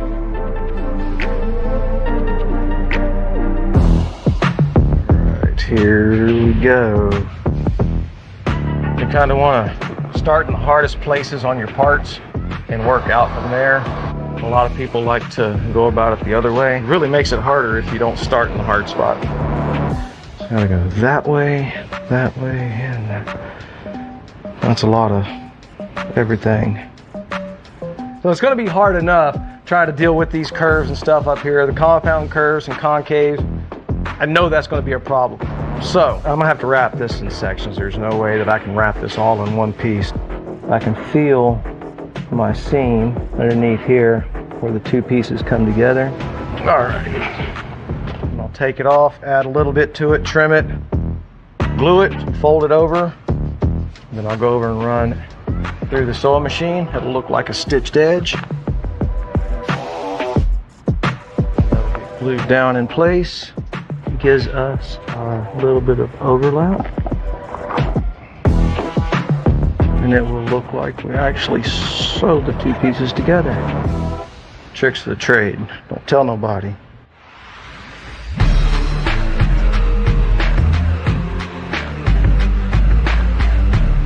I like it. I'm not looking forward to putting it in the truck now, though. Now that everything's built on the 89 Bronco interior, So now I have to be where I don't screw nothing up. here's the fun part of putting it all back together. A 1989 Bronco 2 is definitely not what you think of when it comes to custom vehicles. Don't bang it up. Don't scrap it. Don't nick the vinyl. From what that truck was, just a run-of-the-mill old grandma truck, bringing it back to today's standards is something really cool, and a lot of people are going to change their minds when they see this. So as you guys know, I came here from Colorado and I've been at Extensive for about a year. I love building vehicles. I love cars and trucks, you know, so said let's do it. Packed my wife up. We came down here and it's been a huge learning curve. It's a whole different culture down here, but honestly, I wouldn't have traded it for anything, you know. I'm glad we did it. Summer sucks, that's the one thing. It's really, really hot compared to Colorado, I'll tell you that much. You don't have 90% humidity there, but just like when I said when I moved down here, I'm like, if they could do it, I can do it. Here I am, I'm still here a year later, so I guess something's working. Getting into the Extensive team here, man, it's been a wild ride. Working here has been really good. All the guys here really accepted me and been teaching me things. We're learning every day, that's what we do, and I love doing that. If you have the opportunity to go somewhere and do some different work and learn some new things, take it, you know, especially if it's something that you like to do. There's always an upside to whatever big scare, you know, whatever big jump you're making, so go ahead and do it. Hop in head first.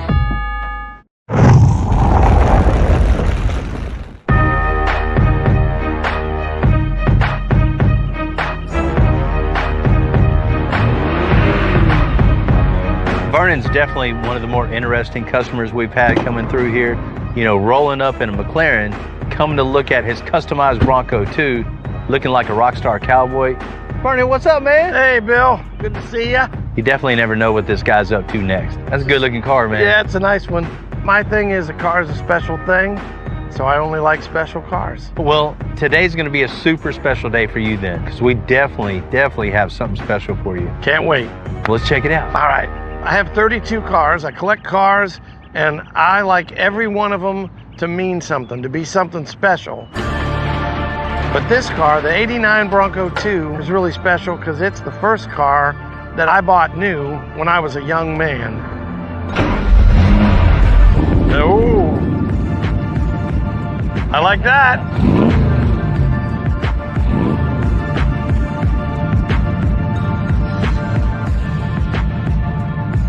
All right. Wow. Dude. Oh man, I love the front, and of course the stance is completely different. And I'll tell you what I love is the sound. The sound. That right. Is, like when it first came out, it's like, oh. This isn't the old Bronco you remember, No. is it? No.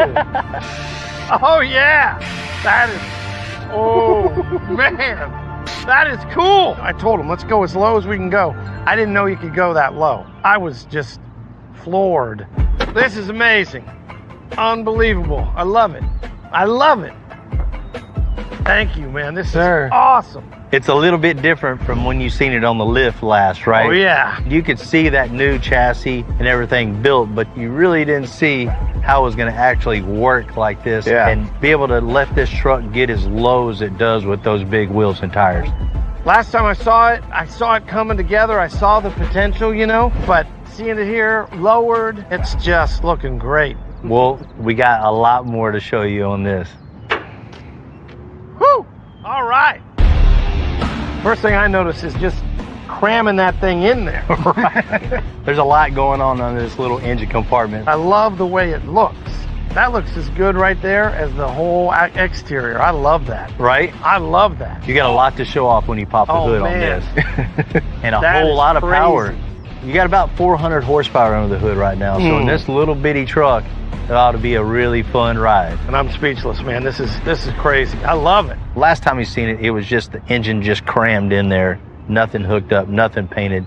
But now, totally done, finished, all detailed. You know, he can definitely see how much work we've done to this. Wow. We did some work in there. You did. I know you had a couple of stipulations you had. You wanted to keep some of the retro look to it, but we had to modernize it at the same time. So working those lines in and stuff, Wasn't the easiest thing in the world. Not a lot of space in this little truck. Was able to cram speakers in the door, and then we took a piece of acrylic and I etched your logo onto the acrylic, kind of like a sticker bomb idea. Exactly. It all lights up. So Oh, really? Turn on the lights, it'll all glow. Nice and bright. Very cool. Oh, yeah. The personalization, having the VTHK logo for the band, having the backlighting, that is a Vernon Trumbull truck. No 1989 in there Nope. anywhere. No. I love it. Love it. I know this guy is dying right now to show you what he's really been creating in the back. You wanted something loud, Vernon, and gotta be loud. He's been making the neighbors very angry back here. Good. Good. Let's check it out. Yeah. Oh. Oh, yeah. It's the theme of the truck, right? It's like big stuff crammed into a small package. That's a feat of engineering to get that into the back of this thing right here. So yeah, that's about 7,000 watts right there. Oh. You got 5,000 watts just in the subwoofers alone, and then another 2,000 watts on the rest of the speakers in the system. So Oh, man. not gonna be hungry for power at all. 7,000 watts of power. Incredible. That's more power than the Beatles had when they played Shea Stadium. We know you're a musician. You Yep. go out on tour. Yeah. This is your mobile concert right Oh, yeah. here. They're going to hear me coming. Oh yeah. That's Oh, yeah. right. Check this All out. right. Oh, yeah. We actually get a show from Vernon himself. You know, with all the custom touches all throughout, one thing that really sets this off is the box in the back. You know, when you go back to the mini truck scene, the stereo is always definitely the focus. Yeah, always, man. Takes everybody here at the shop. And I can't thank them enough. And I know all the old mini truck guys out here, when they see this, they're gonna go crazy. Yeah. They're gonna lose their minds. Man, it's definitely got the vintage feel and smell. That's him, not me. Oh man, I built it to race. so we're not just putting wheels and tires on it. Full custom. Yeah. This is for the headlight. You turn your headlights on, these guys come down. Get out of your home! Back when I was in high school, man, this was sought after. It's a big job for us. It's just so compact here. We're gonna work with the existing floorboard. Very, very good. This thing is gonna be a beast, just like the record, man. The 52 record started last year, and we're just now putting the rolling chassis and the body together. Gotta go on down. Are you liking it? Trying not to cry.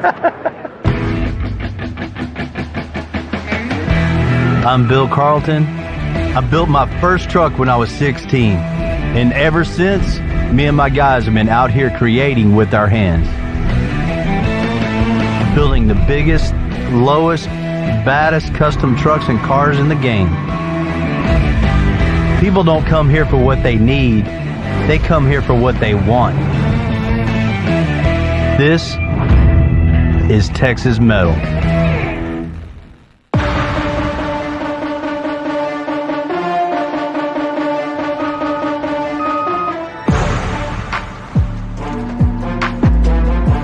Brent's backing in a really cool GTO. When I was in high school, that was a car to have.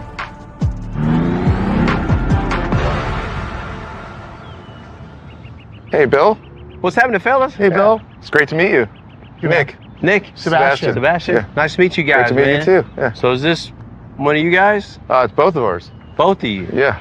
Like a timeshare or something? Yeah, it's like a timeshare, actually. Yeah. My brother bought it when he was 15 in 1980. The car's been with us for almost 42 years. So, What? So we've been, yeah. I was just about to ask you if you guys bought it like this vintage, or... No, it was a piece of junk when we bought it. Yeah. 42 years ago. 42 years ago. Yeah. You know, back when I was in high school, man, this was sought after for sure. I mean, this was the one you had to have. But those wheels, that size tire.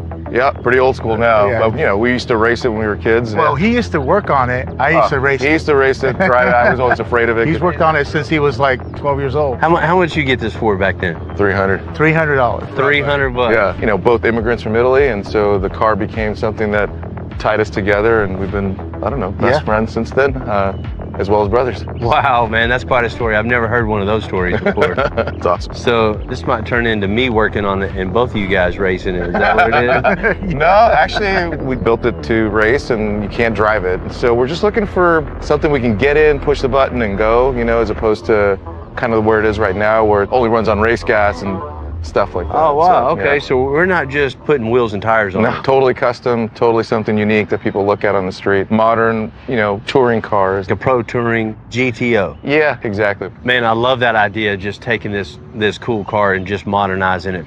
You want something that really rides good, handles good, can put the power down to the ground, just rip out that old frame, just unbolt it from the body, roll it out, and just start fresh. Build a new, way more rigid chassis, 4-link on the back, you know, coilovers all the way around. We can adjust that stance where it just looks absolutely perfect. Yeah, that pro touring stance has definitely got to be there for us. Yeah. Any preference on color or anything like that? The original color for this car was red, so we're thinking of the red and black. It's sort of the modern versions of the stock colors from back in the day, if that makes sense. Okay. What about interior? Something fully custom, totally wild. Cool, man. Let's check it out. Man, it's definitely got the vintage feel and smell. That's him, not me. I tell you what, your brother's done a real good job of storing it for you because this looks absolutely perfect in here. But it's definitely dated. It's definitely tired. We'll modernize this, you know, give you that pro touring feel when you sit in it. Of course, changing, you know, door panels, seats, carpet, and the instrumentation is something that'll really wake this car up. You know, that way you're behind the wheel and it just looks modern in here. I love that. Only request I have is we were thinking about 4-bucket seats. Not sure how you think about that. Or No, man, that's a great idea. Okay.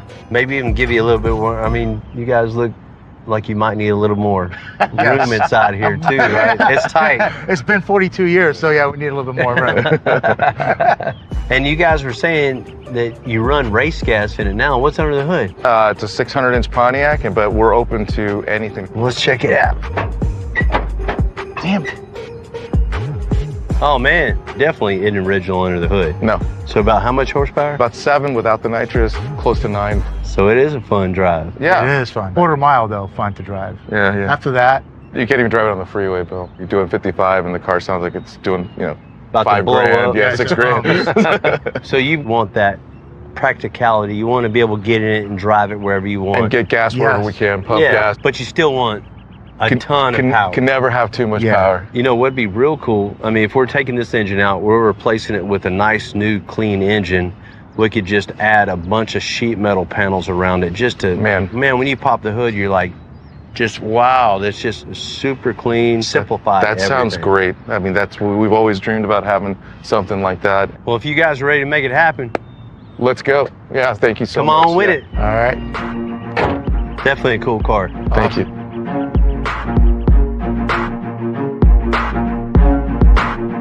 You know, the GTO has a long muscle car history, but this car also has a long history with Nick and Sebastian. Messing with a car like this is kind of delicate. This isn't just an easy project, get in, tear it apart, change it up, and give it back to them kind of deal. This is sentimental. It's a big job for us. It's a big job for any car shop. Transforming what's already a really cool, clean car into something that not only fits the family history, but fits the muscle car history. There's a lot of unique challenges all throughout this. On top of all that, it's part of their family. So we're not gonna take that lightly. But no matter how long that history is, sometimes you just gotta start over. This is cool. Very cool, huh? Yeah. Nice outfit today. Looking good. He's always good. paying attention to me, I guess. Yeah. He texted me and asked me what I was wearing. FaceTime? That's what it was. Yeah. You know, this car's got a really cool history. Their two brothers own this car jointly. They bought this car back when one of them was 14 years old. Oh, wow. You know, the guys are getting older now, and they're tired of working on it. You know, they've been working on it their whole lives, right? They want us to work on it now and build them something where they can just get in it, go wherever they want to go. So we're going to turn this into something really cool, super low to the ground, modern everything. So we're gonna build a new chassis, all Right new on. suspension, brand new LT4 in it, so it's gonna have a ton of horsepower, 10-speed transmission, so I can drive it wherever they want to go. Yeah. I mean, the interior looks almost perfect. It looks great. Yeah. Right. They spend a lot of time, fixing every little single piece in there just for us to tear it all out. And all new interior, all new paint, all new everything, 100% all custom. All right. It's definitely going to be, one of a kind. Yeah, no, this is going to be a cool one, man. There's a lot to do on this guy.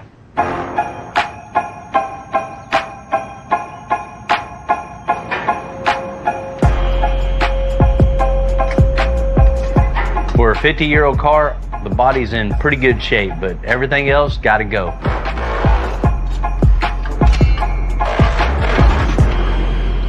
Just going through and getting everything that's going from the body to the chassis right now. Getting everything loose, cutting all the zip ties, getting everything out of the way, making sure that we're free.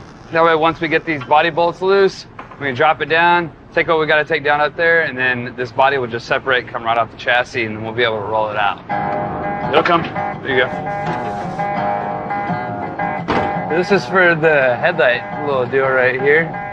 Oh, really? You turn your headlights on. Yep. These guys come down. Neat. Cool stuff, man.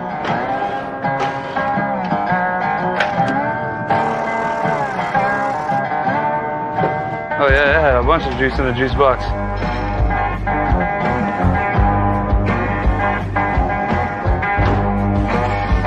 That's the lightest tire. That's kind of funny. I've never seen anything like that before. It took the cut-off bolts right there and then used them as like a little anchor to where they could zip tie to and hold their wire loom nice and straight over the fender. Pretty creative. I like that. Come on. Get out of your home.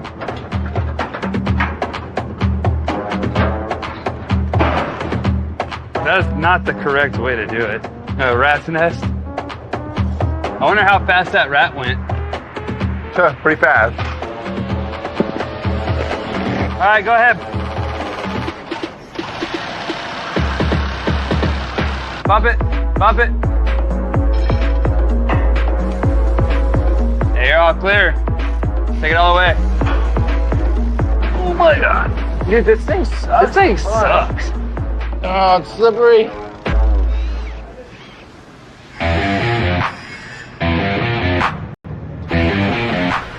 It's always the challenge to take an iconic vehicle like the 68 GTO and improve upon it. For me, the best way to do that is that custom chassis, because we can just build that exact right chassis for the car and the customer. We're gonna start with our 2 frame rails, and then we'll stick them up there and we'll see exactly where our body mounts are falling. Then we can start building the whole chassis as a whole. We're gonna do this chassis just a little bit different. I'm using DOM to connect my body mounts. It's gonna be a little bit cooler of a look on this car, and it'll be built directly to the car instead of doing it on the table like we normally do. I made some marks, so I know exactly where the center of my very first body mount is gonna be. So I can transfer that on both rails right here, and I can use that point to measure off of everything else I need to build.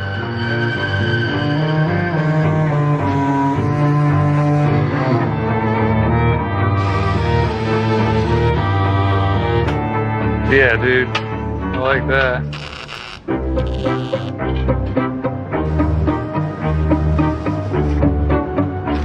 All right, cool. So now you can see what we've accomplished here by adding the DOM with the through bolt. So I'll get a 3/4 bolt, put that in there, and once I get that established, I can make my mark for the other 4 body mounts that we have to do. Get it all connected and keep moving with our chassis.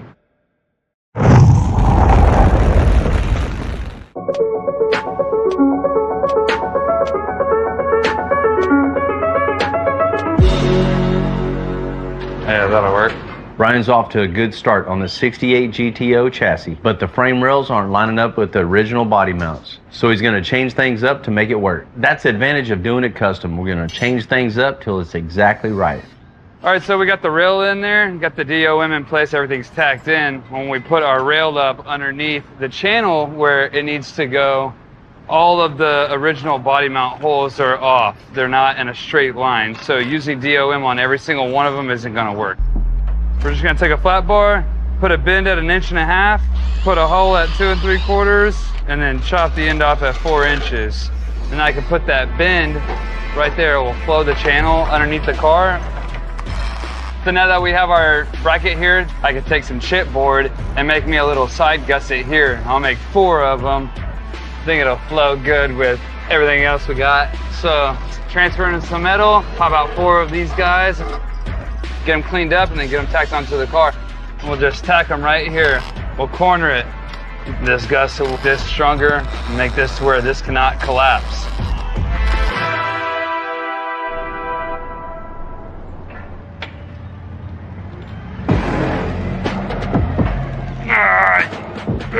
Bar. Stop. Inch it down. When I look back to where we started over 25 years ago, we're mostly doing custom suspensions. But we grew and grew to where now it takes over a year to do ground up builds. There's so many steps of doing the really, really big ones. And there's definitely been a learning curve. Yeah, my tabs are on the side of the frame. The 52 record started last year.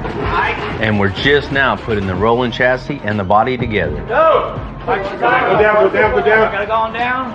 I look at it this way. We're in the business of making customers' dreams happen. Slow. You gotta go back. That's the side, keep going down. That's on it right there. You're on the body. You're on the cap right there. Thank y'all. You could barely fit a piece of paper in between the firewall. The more time and effort and skill we put into all of them, the more excited I get to get them done and get them back out on the road.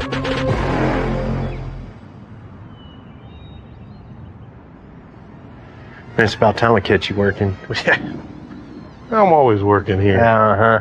Man, we all set up for the tow show. You know, I just spoke with Ryan, and he's got a great prime location for this thing. It's all set up, ready to go. Man, that's perfect, man. I can't wait for Terry to see it. You know, giving Terry back that 52 tow truck at the tow show, that's the perfect place to reveal this, right? And when Terry sees his truck there, amongst all these other ones, he's just going to be blown away. Everybody else is, too. Yeah, definitely. I mean, just think back when it came in. Man, it was horrible, right? I didn't know if I needed to start ordering parts or tetanus shots for you guys when that thing first came in. I didn't know what part to get. I mean, starting off, picking the cab up, rolling everything else out, and just building everything else. From that 2x5 frame, how it goes up to the 2x4 with the truss underneath that was super, super strong. It can haul whatever it wants to haul. And then some. Right? Yeah. He wanted a whole lot of power. The LT4 in it, supercharged 6.2, man. He definitely got the power. He definitely got that. Yeah. And the bed. How much labor went into building that bed? When you first brought this up and said we're going to build it all from scratch, I didn't believe how it was going to be done. But then when I started seeing you guys lay everything out, man, I don't know how the lines just matched up, but that's what just you do, you. Getting towards the end of projects like this, man, really get me excited, man. Figuring out the size, the shape, the dimensions of that bed. Once that's established, actually building it, you know, using the skills to shape the metal, to weld, to grind, to polish, to make it what it is a ton of work. When you told me you were going to come out and make that boom yourself, I didn't second guess you, but I came and looked for stuff that maybe we could, you know, maybe order, but there's nothing out there to order for that. Just got to do it. Don't be scared.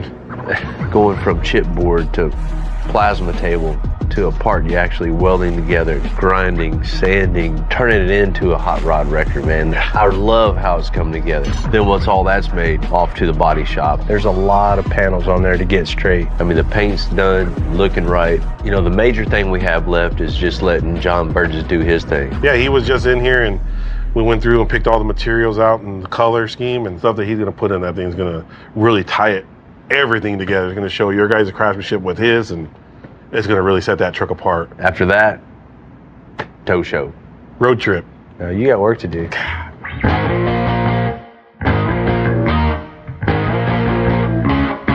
You know, a lot of the times, the last thing we do on a ground-up build is that interior. But last is definitely not least. Everything else is just so custom, so over the top. John definitely has his work cut out for him. So it's finally my turn to get started, making something cool in the interior. So I'm gonna start out with the seats. I've already got my design laid out. I'm gonna make a patch that'll actually overlay on top of this. We'll get it all sewn straight down to the cover. We'll get after it and make something happen. So now that I've got my Pattern's all worked out. Just take some clear vinyl and I can see through that and draw out all my pieces and then back to transfer into our leather.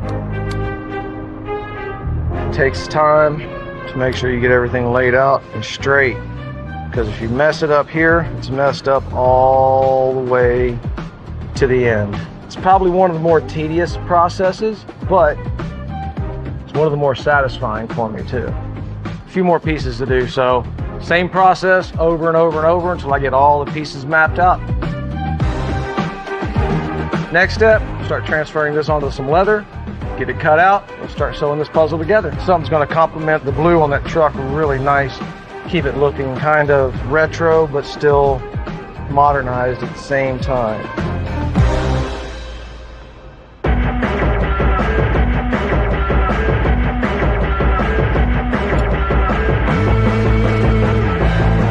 We're going to use a 1/2 inch sew foam. Gives a little bit more cushion to the cover and it helps the cover to kind of fill out and fluff out a little more. So without this, it just kind of it'll lay loose on the seat. So this gives us something to sew together, hold it all together. And next step, get on the laser, cut out our pieces for our patches. I'm actually going to wrap this part 3 times. So I want it to look like different layers. So we'll wrap it down to this first level, then we'll wrap the top level, all 3 of them separately. Something a little different, a little challenging. This thing about trying to do things outside of the box and always trying to think outside of the box and come up with new ideas is you got to try them to see if they're going to work. You think about it all you want, but until you actually try it, there's no telling. But if it doesn't work, I'll throw it in the trash and we'll do something else.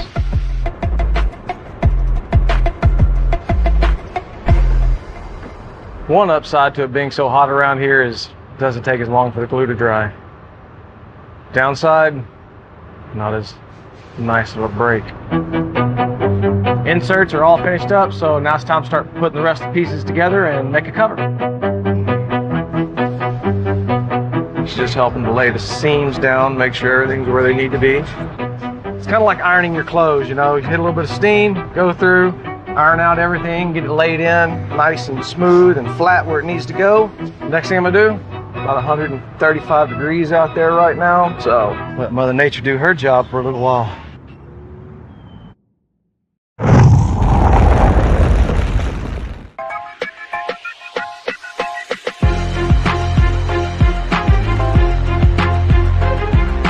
Because we're building a frame for the GTO totally custom, we can work with the shape of the vehicle to make it a perfect fit. This is so compact underneath here. We're going to work with the existing floorboard in this car versus cutting everything out for big wheels, big tires. The easy way for me is just using a 3-inch piece of flat bar. What I'm going to do is tack this to the floor. Once we have this flat bar tacked in place, we can just clamp flat bar off of it. So we're going to take this pattern that we have now, transfer it over onto the table. Once that's transferred on the table, I'm going to trace it, lay out the lines all nice, clean, and crisp, make some chipboard templates of this so we can transfer that chipboard over to our 2x3 that's on our bandsaw. That's it. Boom, boom, boom, boom. Chop our parts, lay them out on the table. Everything's real time and you know it's gonna fit perfectly. This is the most efficient, time-saving way that I've found over the years to make a frame.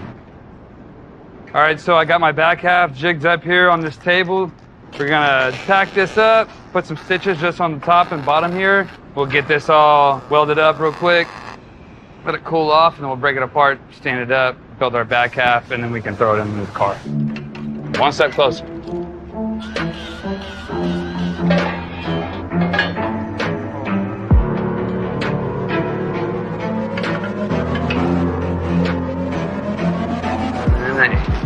On the money. All right, so I got it all stood up and squared up. This is what our back half will look like, minus some cross members. I'm gonna make some just temporary 1x1 pieces to connect these. And then we'll make our back section back here that connects the two.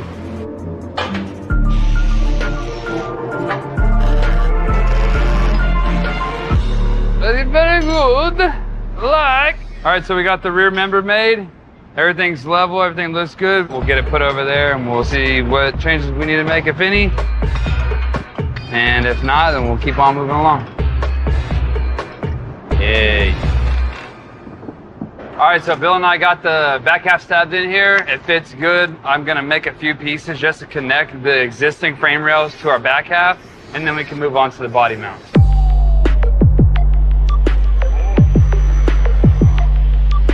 We're getting started on the subwoofer enclosure for the 52 record. The owner is kind of a tall guy, so we don't want to lose any leg room in here.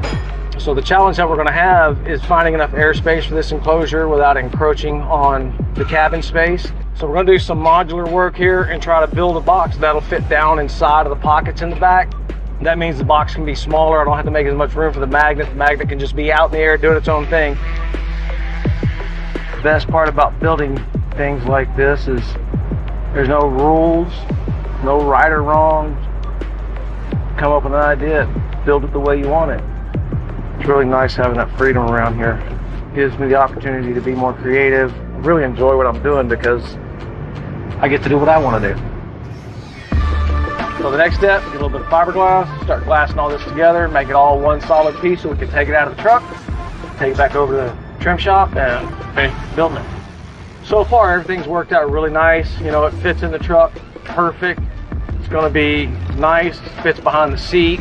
Be able to have the subwoofer, won't lose any kind of movement in the seat, so it's to work out really good. All right, fiberglass is dry. We got the box out of the truck. We can work on it on the bench now. So the next thing, take a piece of plastic, heat it up, mold it to shape it to the top.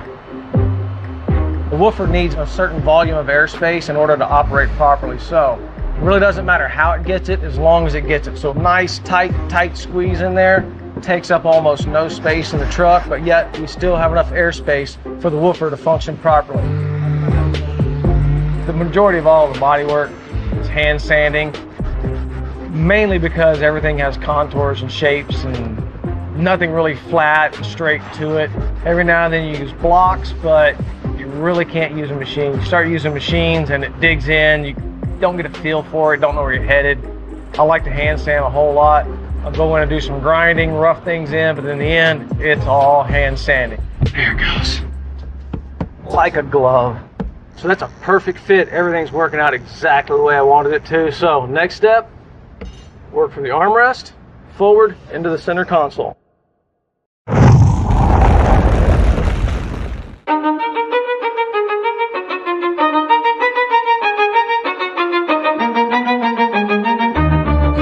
You hungry, fool?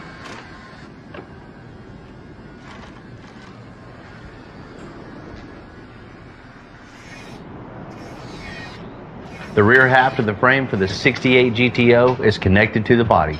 So now we can move on to making the front half. All right, so we got everything in the back done, and it's a good time to move on to the front, tie all this in together, and we'll have one full complete chassis before we start suspension. So I'm gonna grab some 2x5, I got my stands here, put that 2x5 down here. I can put my cross member directly on that. I'm gonna draw a string line down the center of the car right here, and that way I know exactly where to put my front cross member. That way when we build our control arms out, that the track and everything is straight. Getting this centered right here is very crucial to building this chassis out. These are the cross members that we make. It's already set up with the right points for our lower control arms. We'll take this, draw some center marks up on it. All right, now I got my temporary braces in here holding the front cross member exactly where I need it. We're gonna make these pieces off the frame that are gonna come out here, and then we'll be able to tie in our upper frame rail with the lower here. And then we can add some pipe or do something else, tie it all in later.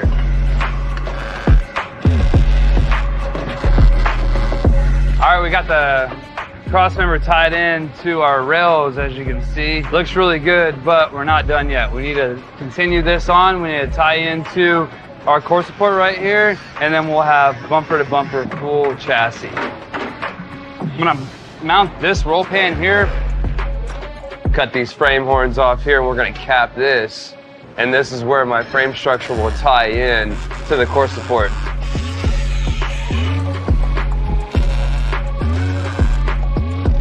Think that'll do.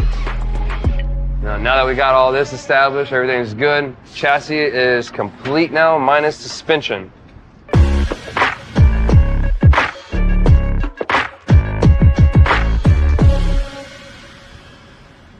You know, if you want something fast, you just buy it off the shelf. But if you want something custom, it just takes more time and, of course, talent. And right now, John's showing us how it's done. Hand making a one-of-one console for the 52 tow truck. I'm going to take the armrest, float it over top of the woofer and down and into the part that's going to go around the shifter. So I'm actually going to make this in multiple pieces. Just got to keep in mind all the pieces as you're going because they all have to work together.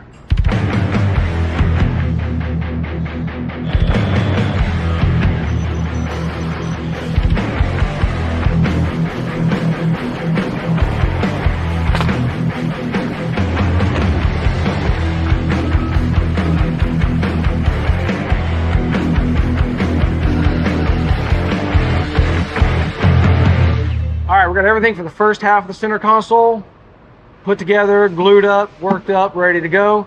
Got it scuffed. Let's take a little bit of body filler, do a little rubbing, a little sanding, and make this thing look good.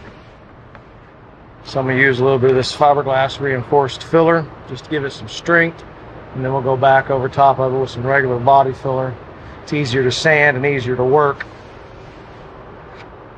But to start off with, I'm going to use this. It's another one of those quit while you're ahead moments. Wipe this on a little thin, just so I didn't have to fight it too much. Makes it easier to sand. So all I'm doing now is just knocking the high chunks off of it so we can add our next layer.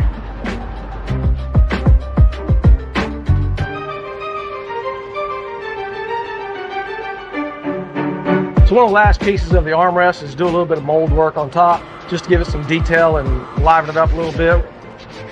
So we're going to install the air ride controller and a wireless charger for your phone or any other device incorporated into this. So sand, sand, and then sand. So let's get sanding.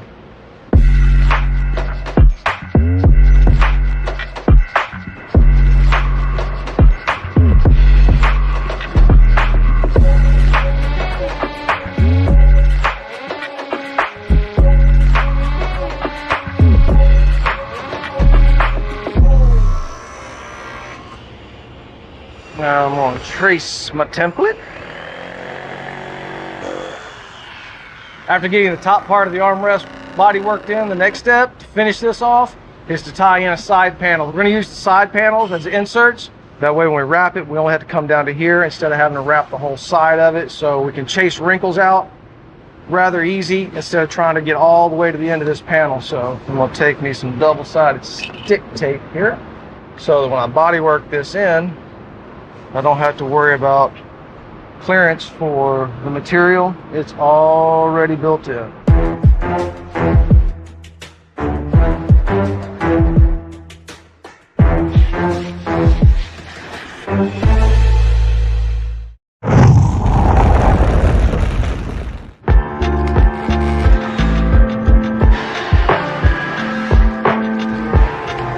The owners of the 68 GTO might have wanted to swap out that high horsepower for something a little more drivable, but they definitely still want some power. So we went with a Crate LT4 engine with about 640 reliable horsepower. Now to make it fit. Before we can get it put in, we got to cut the floor out to make room for the transmission. And then get our motor put in. Keep coming. It's on the chassis now. You're clear. This thing is going to be a beast, just like the Record, man. 650 horsepower, V8, supercharged. Yeah. But like 4,000 pounds lighter. Right. And that thing scoots, so. It's going to be a monster, that's for sure. You ready to start building some motor mounts and transmission cross member and all that good stuff? Yeah, let's do some cool stuff. We'll start rolling some pipe and add some style to it. The roll pipe always looks real cool. So we'll connect it from the motor mount to the chassis right here and just catch this whole corner of this web right here. It'll be super strong, it'll look good, and then we can connect down to the cross member.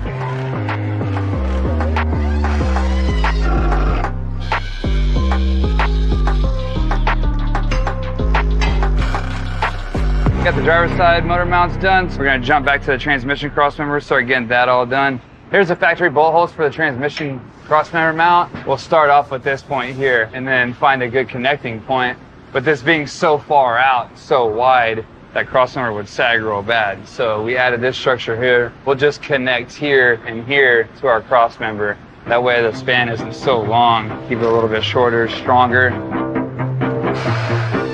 You know, the best part of this job is getting to work on cars that you loved when you were a kid. You know, that 68 GTO is one for me.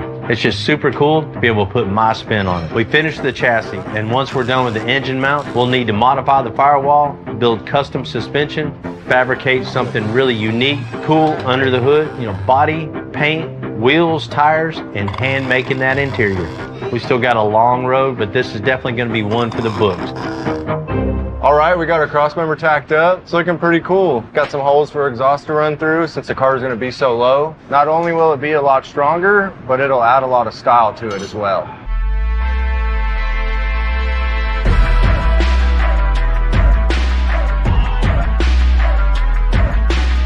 Luckily, we don't have to wait much longer on that 52 tow truck. Over in the interior department, John's taking a couple of his cool interior cues and bringing them up into the engine compartment with some custom trim pieces. Some piece of aluminum that got powder coated and painted to match the truck. We'll just take our laser. Basically what we're doing is going to be etching off all of the powder coating and paint to reveal the aluminum down at the bottom again. Get it secured inside of the machine, close it up and hit go. It's off to the races. The finish on the part is so thick that it's going to take multiple passes to actually get it all cleaned off and get down to the metal. So 2 passes, we'll see what it looks like. It should be cleared off. If not, we'll just hit it and make it go again. 157 gigawatts, however hot that is. It's like a buttload. All I know is it's hot enough that I won't put my hand underneath it. Bill wants to try to get a tattoo by it. Get free tattoos after work. I've only had a laser cutter now for maybe about a year, year and a half. But in that year and a half, it's really changed the game on what I'm able to make and what I can design and build. Plus, it's saved me a lot of money and a lot of time. And I've been able to do things that there's no way I would have been able to do them by hand. There's no other way about it. It's just been a lifesaver. And complete.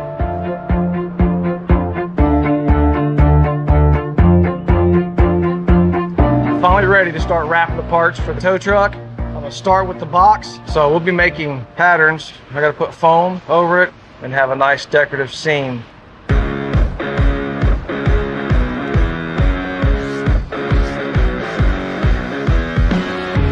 It's one of my favorite parts of the process, but this was gonna be pretty difficult. We've got some pretty big contours, steep edges, just a lot of things that this vinyl is going to have to do in order to lay in where it needs to. So it's got to be unique, it's got to be one-off. So that's part of what makes this thing fun, makes it a challenge, and at the same time makes it a pain in the butt.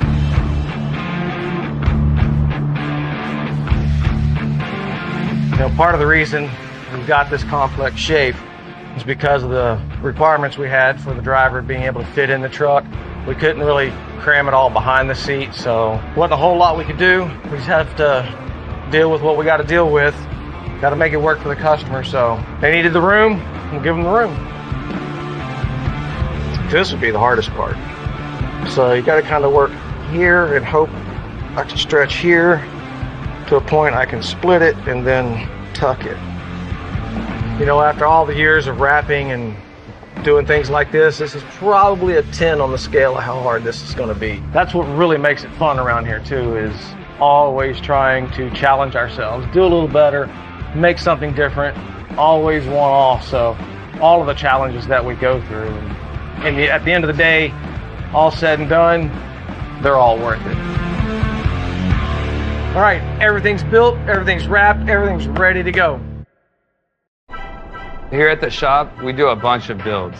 Getting into the bigger builds is always something that you really got to step back and take a minute. You know, those jobs that take a year and over a year, there's thousands of hours in those.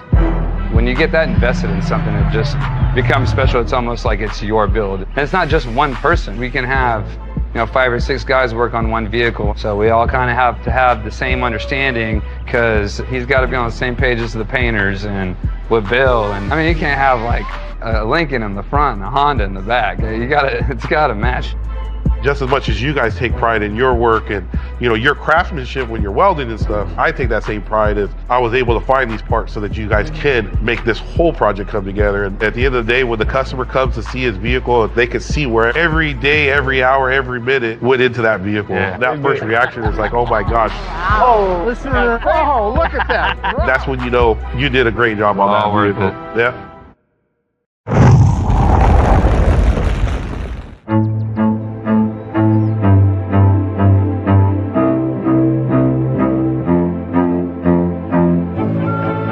When we first looked at the 52, it was definitely showing its age. This is original as it gets, right? Yes, sir.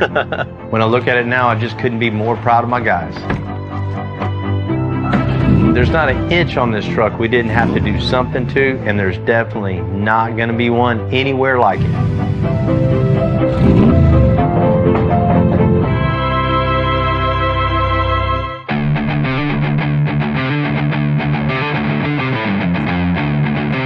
We finally finished Terry's dream truck.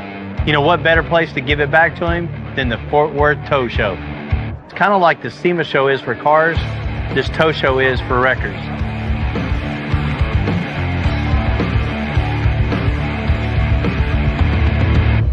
What's up, Terry? What's happening, Bill? How you doing, man? I'm good, buddy. How are you? Man, I'm doing good. I appreciate you meeting me out here in Fort Worth, man. Kind of funny when you invited me to the show I'm at each year for my business anyway. So I hope you got a surprise for me. Man, I actually do. I know it's been quite a while since you've seen your truck. You ready to check it out? Yes, sir. Come on. Oh my God, Bill. It's beautiful. Are you liking it? Trying not to cry. I can't believe what I dropped off is actually this truck sitting here right now. Right? It's hard for me to fathom. It's got a little transformation, right? Yeah, just a little. But that's exactly what we were shooting for. You know, Terry, when the truck rolled in, there wasn't much salvageable on it. So basically just picked the cab up off the frame and just rolled everything else out. Underneath the truck, we started out building a whole new frame front to back, and it's all made out of 2x5 rectangle tubing, and then tapers down to 2x4 in the back. You know, when we were building the frame, we had to incorporate that air suspension in it so you can raise and lower it. I know you're probably not going to haul a car with this, but it is absolutely capable. If it ever did have weight on the back, you have that adjustability in it also. So no store-bought stuff. It's all fabricated by you guys. All handmade. Good deal. I'm loving the stance. You know, I wanted it low, wanted some big fat tires on it, and you nailed it. I'm ready to do some burnouts. So I know you wanted that hot rod power also, right? You ready to check out under the hood of it? Buddy, I don't know if I can take much more, but let's do it. Let's check it out. Oh my God, Bill. I asked you for a big engine, 6-liter plus. You took it and you shoved it in this thing. You made it fit. It looks amazing in there. Not a whole lot of room to move around, so it was definitely a lot of work for you guys. We had to do a little bit of configuring to get this sucker in there. I can only imagine. All the hand bent tubing and everything underneath it matches. Everything just sets off something else underneath the hood. You can keep looking all day long. Right? New firewall, all configured around that engine and that 10-speed transmission. So we had to do a lot of sheet metal work in the floorboard. Yes, sir. Had to make room for this big old engine underneath here, right? Way over my expectations, that's for sure. Man, I always like hearing that. Y'all killed it. Man, Terry, I can tell you got an eye for custom work. Yes, sir. Let me show you what we did inside the cab. All right.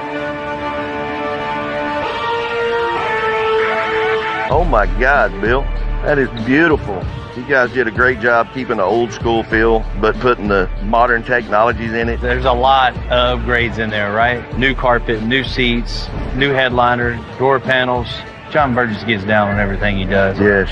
I mean, look at that console. It's just, that's a work of art. Of course, the radio looks old, but it's all new technology. You kept some of the original dash in there to keep the old school look. So best of both worlds. Yeah, man. I know if you like that. I got something that's special in the back. You're killing it so far, buddy. Let's check this out.